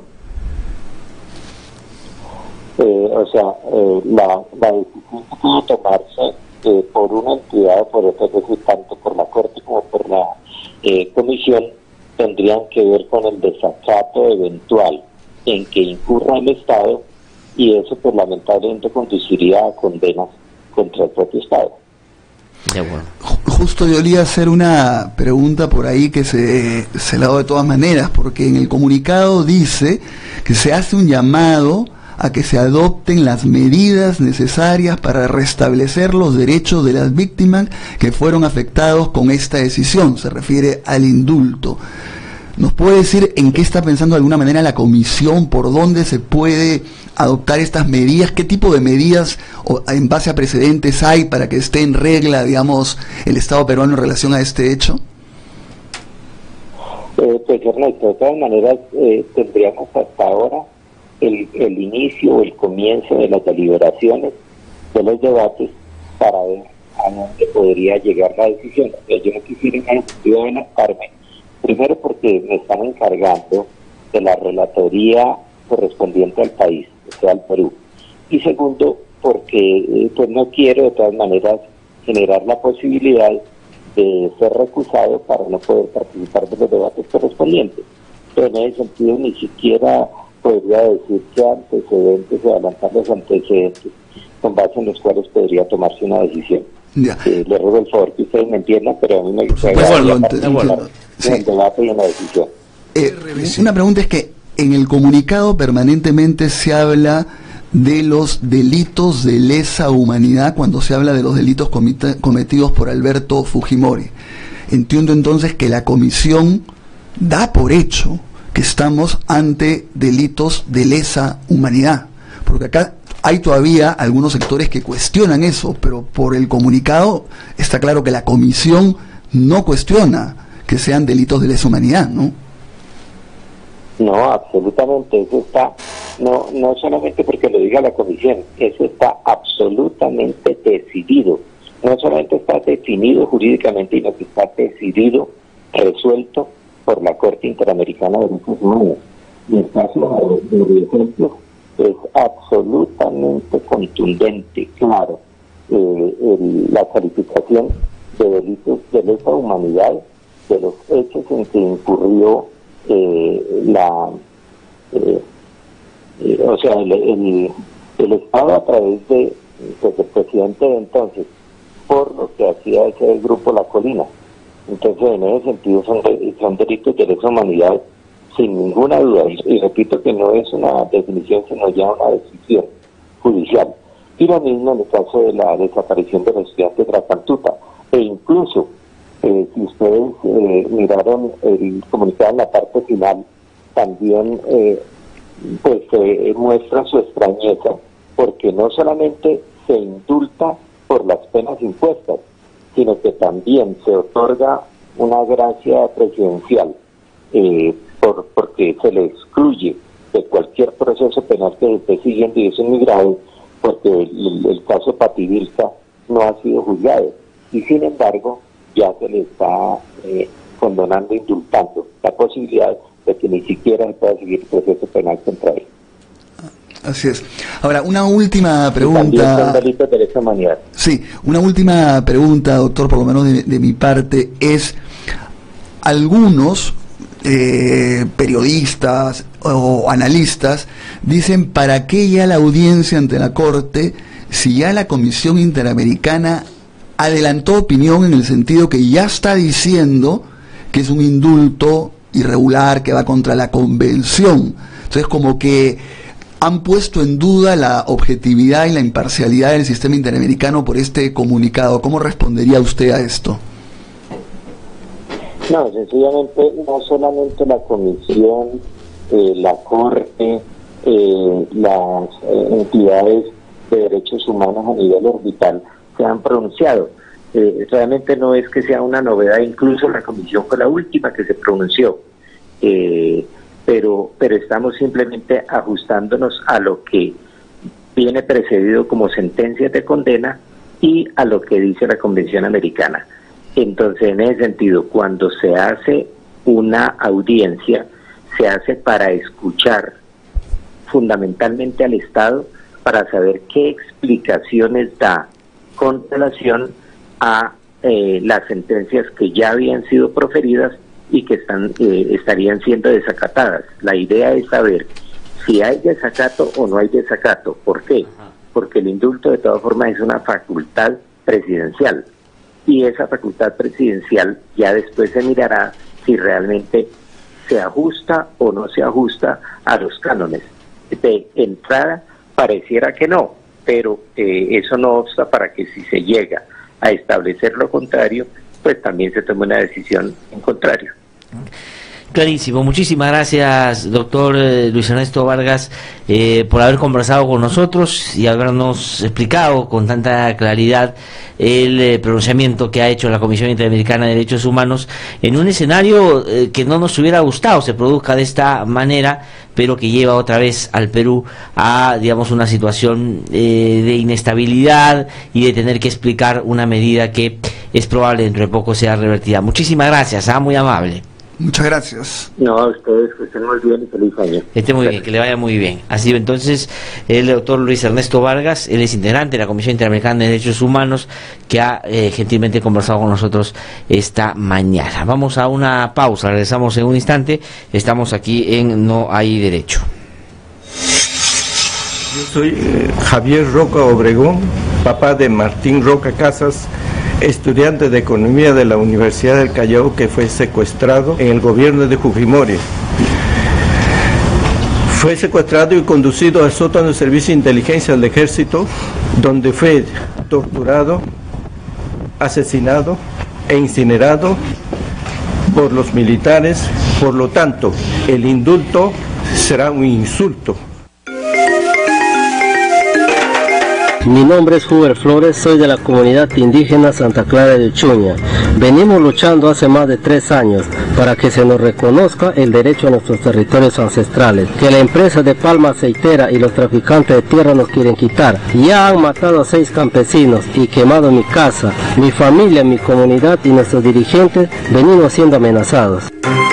Durante la última década han matado a 137 y 835 están siendo enjuiciados por defender sus derechos. Únete a la campaña Yo Defiendo y apoya a quienes como Uber defienden su derecho a la vida y a su tierra. Siente y disfruta el sabor del cascajal, el divino placer de comer. El Cascajal Restaurant Show. Ubícanos en Avenida Francisco Lazo, 2495 Lince. Reservas al 222-2251. El Cascajal, comida peruana para todo el mundo. RBC 104.7, la otra forma de vivir.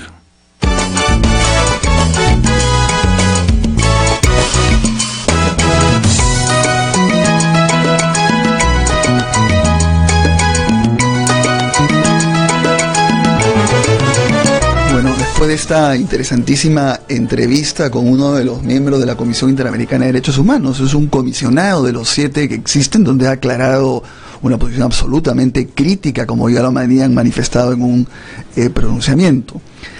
Vamos a conversar ahora, también como lo habíamos anunciado antes, con Laura Vargas. Laura Vargas ha integrado la Comisión de Gracias Presidenciales durante varios años y fue una de las personas que fue sacada, cambiada con el cambio de ministro. Y lo que yo siempre digo a favor de la anterior Comisión de Gracias Presidenciales, donde estaba Laura Vargas, es que aún incluso cuando declararon que no procedía el indulto de Fujimori, nadie cuestionó a esta comisión, es decir, se había ganado una legitimidad porque había actuado seriamente. Muy buenos días, doctora Laura, ¿cómo están? Mucho gusto. Bueno, sí. Bueno, muy buenos días, Ernesto, un gusto saludarte, pero por favor, no soy doctora. Bueno. Mire, le quería, siempre entre abogados, digamos, yo que pensé que era abogada, pero en fin. No, yo no soy abogada. Yo soy profesora, por si acaso. Bueno, profesora Vargas, le pregunto lo siguiente. Usted fue, ¿de qué año? Fue varios años integrante de la Comisión de Gracias Presidenciales y vio en varias oportunidades la solicitud de indulto a Fujimori, ¿no es cierto? ¿Es así? Sí, desde el comienzo, o sea, desde que comienza el gobierno de Ollanta Humala, se forma se forma la Comisión de Gracias Presidenciales, donde me invitan a mí.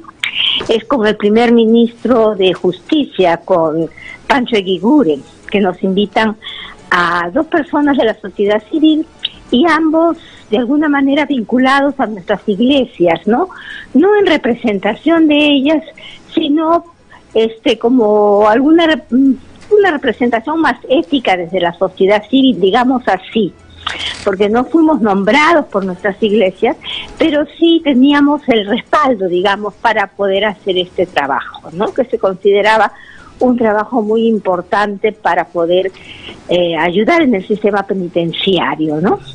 Entonces, tenemos el nombramiento prácticamente desde el comienzo del gobierno de Humala hasta lo último que ha sucedido este año, ¿no? Con el cambio que se hizo, y que estaban en la potestad de hacerlo, sin duda, y yo era de las que siempre preguntaba, bueno, ¿va a haber algún cambio? No nos dicen nada, ha cambiado el gobierno y seguimos, ¿no? Pero lo que me decían es, a ustedes las nombraron por una resolución ministerial, ustedes solo la sacan una resolución ministerial, y por ahora la ministra, en ese caso Marisol Tolestello, tiene muchas otras cosas pendientes que va a atender primero y está contenta con lo que se está haciendo, ¿no? Entonces nosotros continuamos hasta ahorita con el trabajo, ¿no?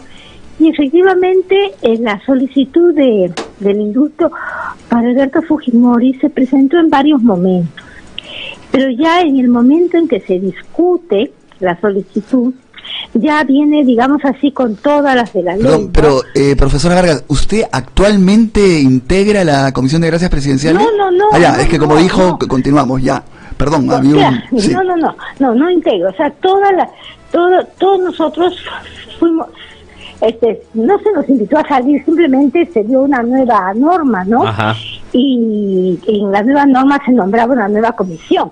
Ya después, porque hubo muchas voces que dijeron que no era la forma, etcétera, que estaba pasando, ya hemos recibido, me imagino que cada uno de los integrantes, una pequeña notita firmada por el ministro actual, agradeciendo el trabajo que se hizo, ¿no? Ahora, eso fue posterior, ¿no? Ahora, a raíz de los acontecimientos, de lo que ha ocurrido, creo que puede tener más claro de por qué se cambió de esa manera tan abrupta y sin guardar las formas a los integrantes de la Comisión de Gracias Presidenciales, ¿no? ¿Qué opina usted concretamente del indulto humanitario que se ha dado ahora? ¿Se ha cumplido los procedimientos? No se han cumplido los procedimientos. Nosotros trabajamos largos meses en el indulto Fujimori. Fuimos a hacer la entrevista, toda la comisión, revisamos el expediente, hablamos con diferentes médicos, se discutió qué tipo de junta médica se necesitaba, si iba a ser una junta médica internacional, si iba a ser con médicos del país, quiénes serían. Entonces se hizo muchísimo trabajo, muchas entrevistas, después incluso con diversos grupos, ¿no? Por el tema oncológico, por el tema de corazón, por el tema psiquiátrico, ¿no? Por el estrés y todo eso se fue entrevistando, ¿no? A diferentes personas. Después se tuvo la junta médica. ¿Cómo nombraron la junta médica ustedes? Porque acá, pongamos, del lado oficial se dice que no está mal que un médico vinculado a Fujimori, que ha sido médico de Fujimori, integre esta junta de médicos. En el caso, por ejemplo, si usted estaría en la comisión, ¿aceptaría esto? No, yo creo que no corresponde. Tendría que ser, se dijo que fuera gente independiente, ¿no?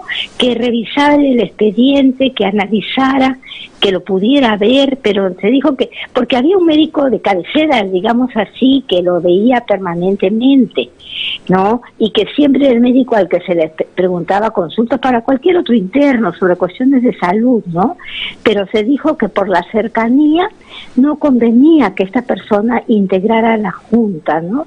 Entonces ya han pasado varios años, Ernesto, entonces no me acuerdo bien de los detalles, pero la idea era que fueran médicos independientes, que analizaran y que nos dieran su opinión. Y en la opinión de los médicos,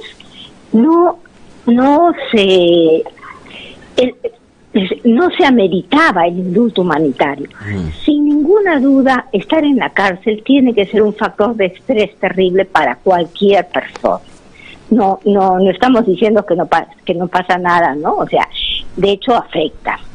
Pero no afecta a nivel de lo que decían los 3 requisitos, porque habían para el indulto humanitario son 3 ítems, ¿no es cierto? Enfermedad terminal grave, se está muriendo, entonces que no se muere en la cárcel, porque se muere en su casa, con su familia, con su gente. Segunda, enfermedad no terminal degenerativa que lo vaya limitando cada vez más, ¿no? A valerse por sí mismo, que tampoco era el caso. Y la tercera era problema psiquiátrico grave, que tampoco era el caso, ¿no? Entonces no podía entrar en ninguna de los rubros, digamos así, para pensar en el indulto humanitario.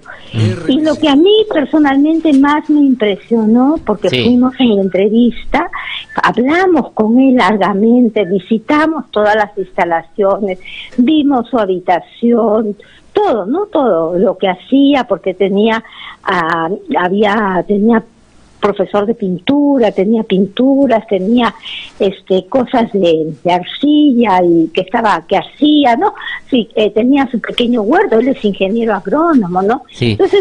Entonces había muchas facilidades, además de la única persona recluida ahí, entonces podemos decir que no tenía pues este factor de estar apiñado con 100 gentes alrededor que no le dan espacio, ¿no?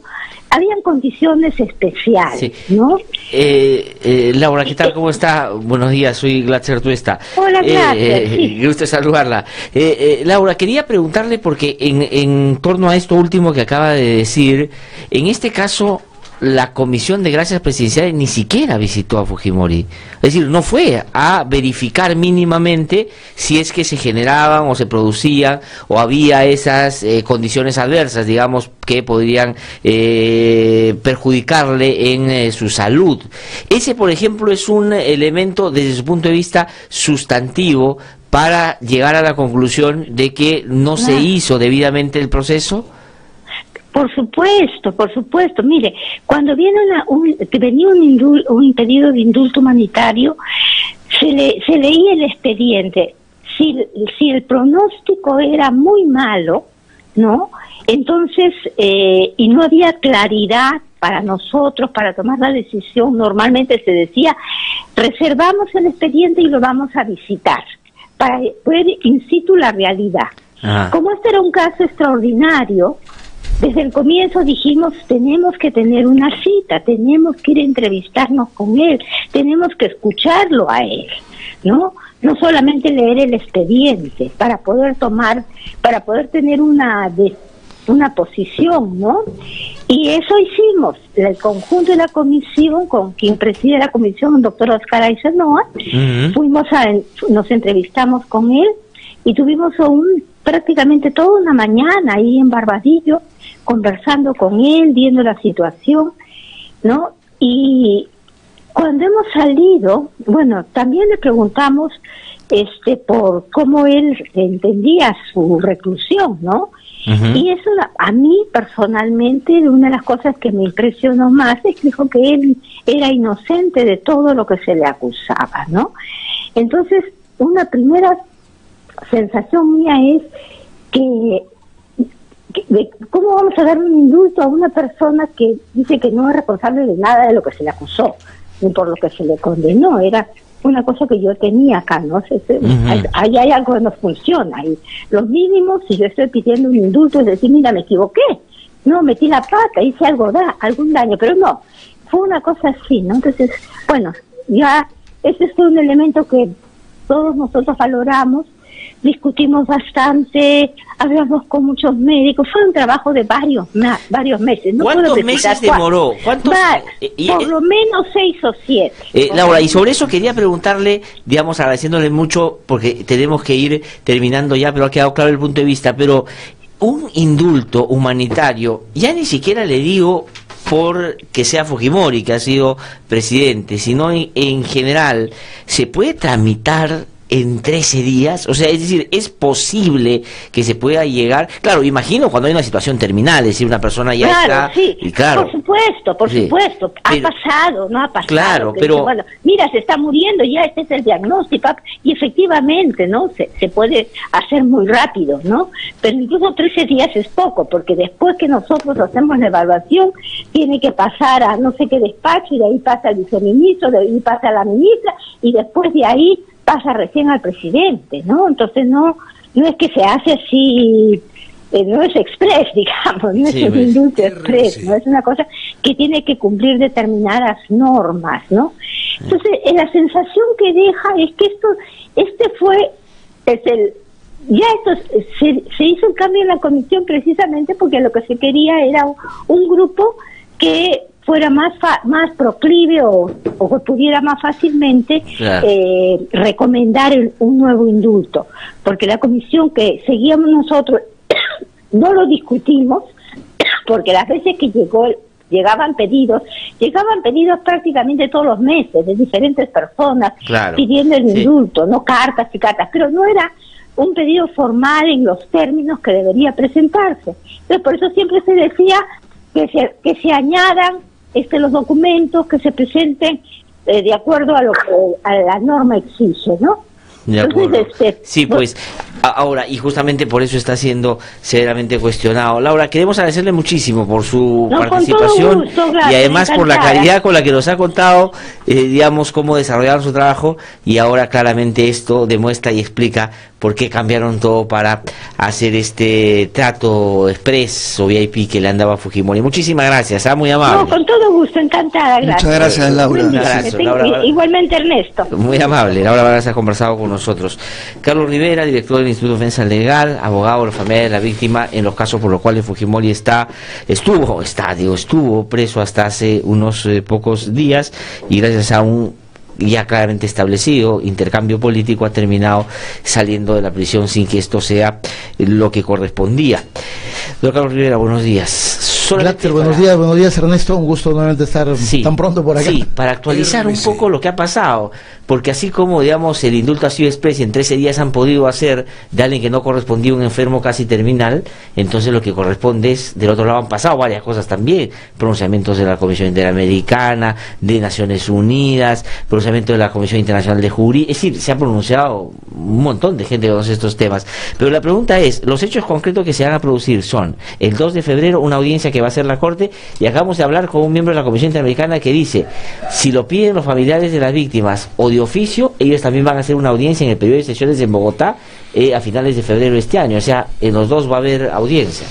Sí, efectivamente la Corte ya ha respondido rápidamente. En realidad eso no es una cosa express como las gestiones a favor de Fujimori, sino que en realidad la Corte, cuando hay un periodo de sesiones cercano y toma la decisión de programación de algún tipo de caso, la Corte lo notifica de la manera más rápida.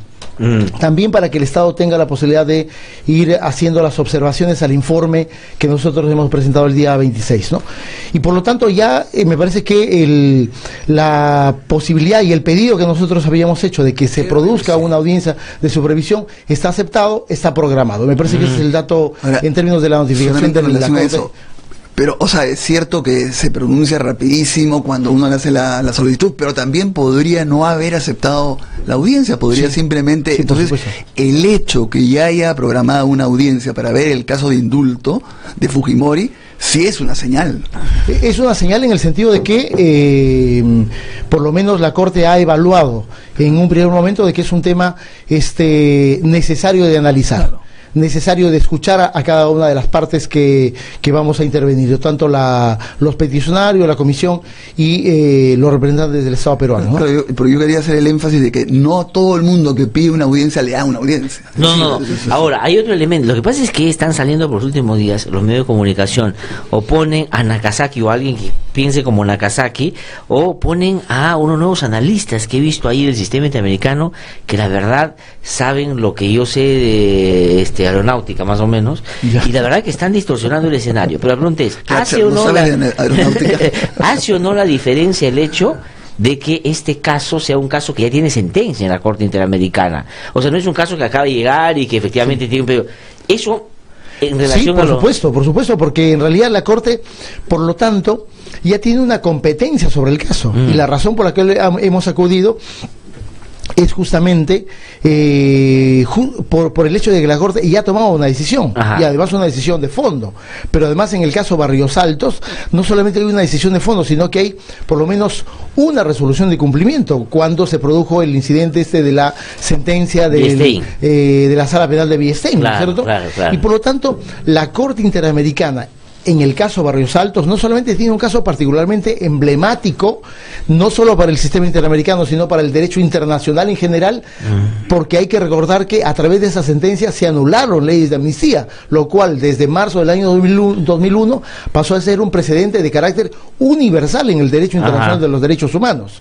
Y en el año 2012 la Corte genera un nuevo proceso de intervención y asume una posición que tampoco antes había visto en el derecho internacional, que un tribunal internacional pueda anular sentencias que tenía la condición de cosa juzgada, ¿no es cierto? Que es la sentencia de julio del año 2012 que dijo que Barrios Altos no era un crimen de lesa humanidad.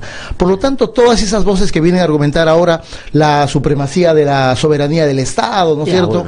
De que no hay ninguna competencia y que el acto presidencial es un acto político y pétreo para el derecho y como que incuestionable, yo creo que simplemente son posiciones ahora trasnochadas. El derecho internacional y sobre todo la Corte Interamericana ha marcado precedentes universales en el sentido de que esas barreras se han eliminado. Y por lo tanto, desde el momento que un Estado ratifica un tratado internacional como la Convención, otorga, ¿no es cierto?, la competencia a un tribunal para que vea asuntos internos. Sí. Y eso es lo que está haciendo ahora, la dos Corte cosas en Interamericana. relación a eso. Uno, el hecho de que sí puede la Corte disponer, como lo hizo en el caso Biestein, que se anule la sentencia, es decir, que se anule el indulto, uno.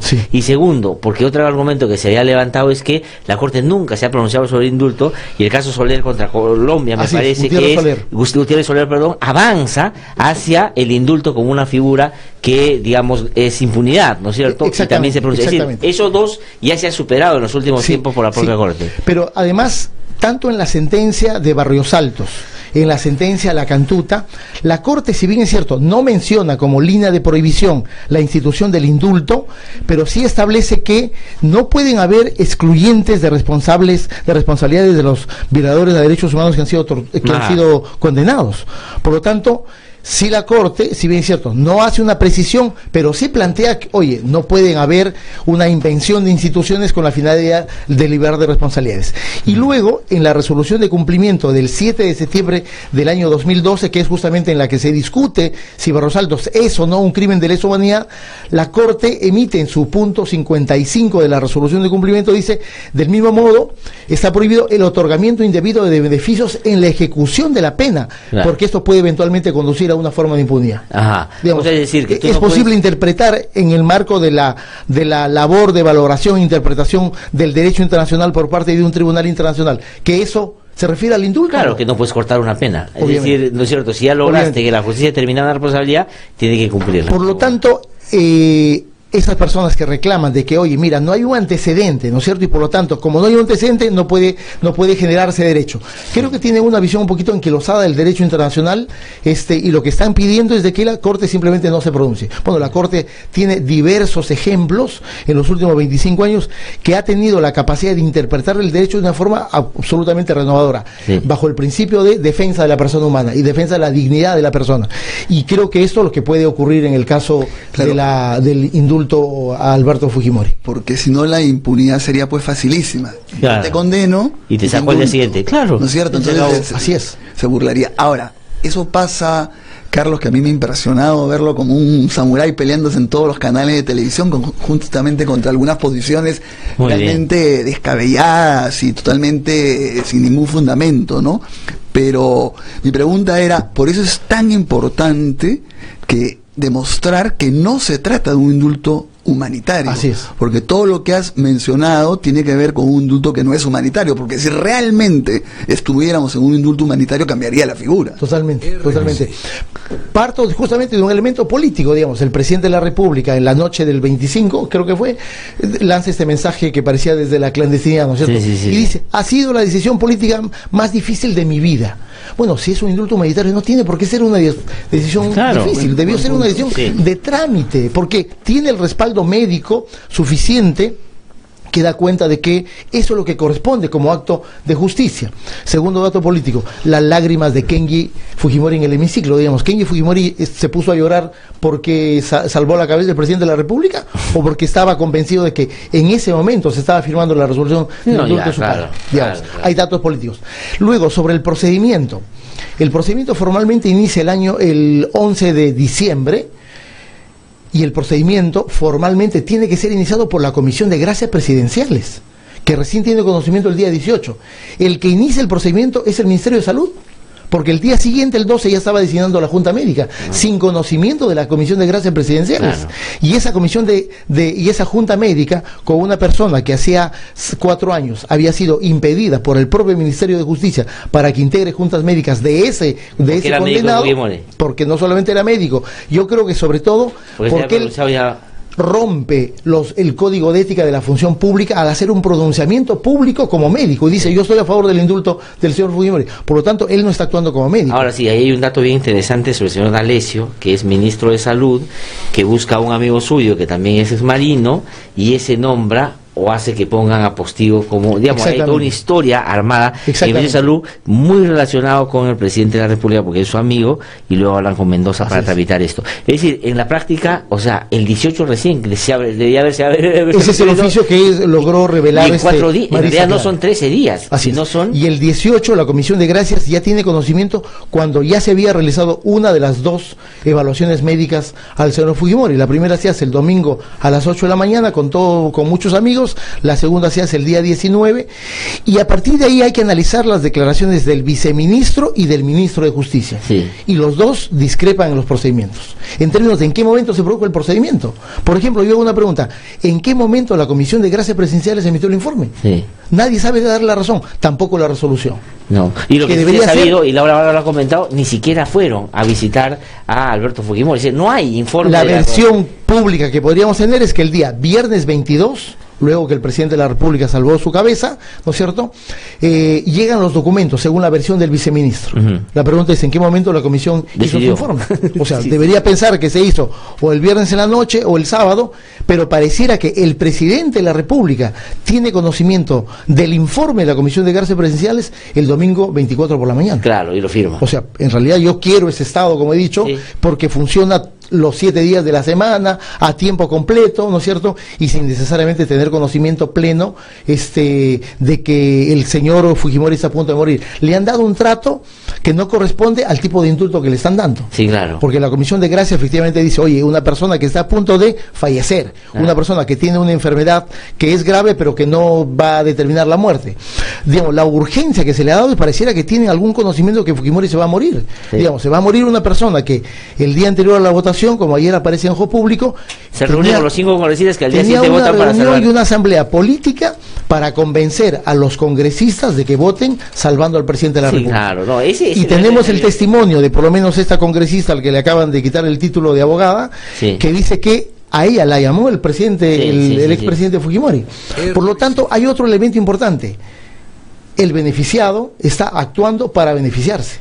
¿No es cierto? Digamos, me parece que ahí hay, inclusive creo yo, los visos de hechos de carácter ilícito por parte del presidente de la República y por parte de Kenji Fujimori. Abuso de autoridad y tráfico de influencias. Ajá. Claro. Y si está pensando también tomar una medida legal en torno a eso, porque digamos ya está claramente establecido que así fue, o sea, no lo han podido negar porque ahí están los datos. Hay muchos testimonios que van desde el testimonio del viceministro de Justicia, la declaración del ministro, las declaraciones de los parlamentarios, que dan cuenta que hay un proceso político, ¿no es cierto?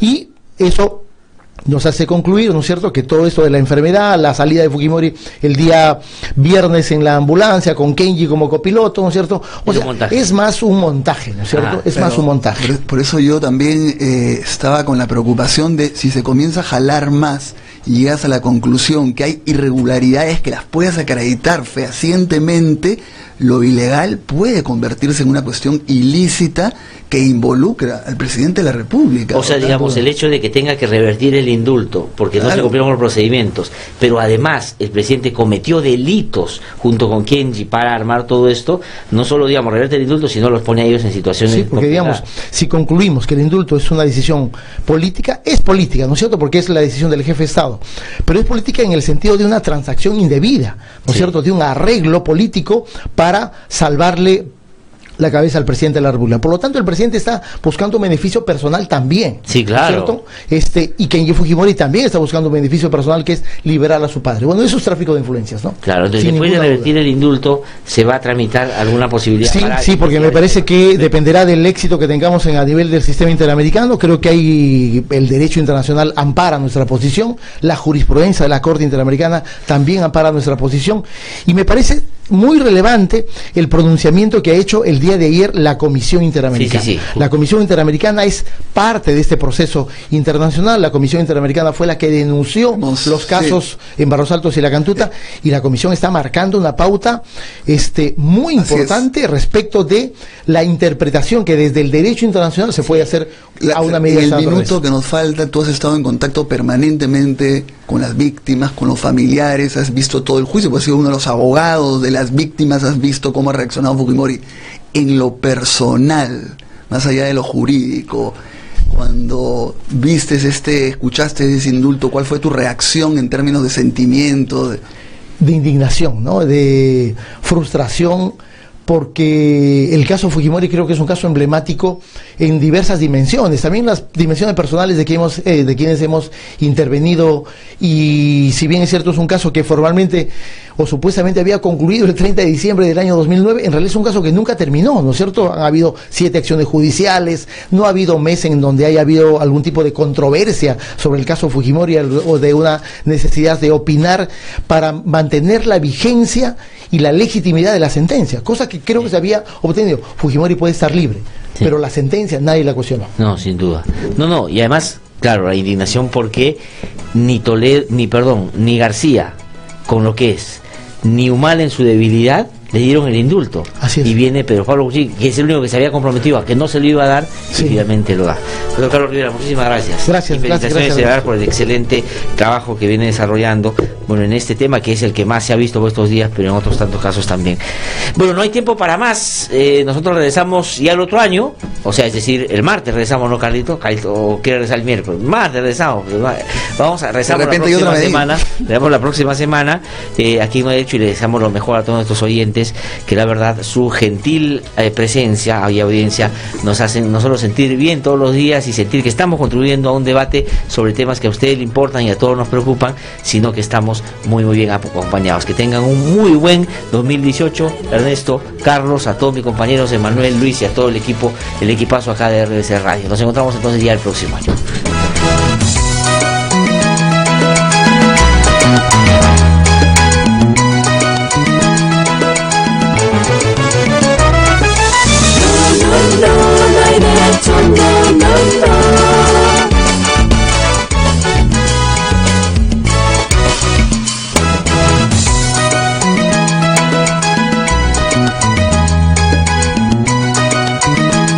RBC 104.7,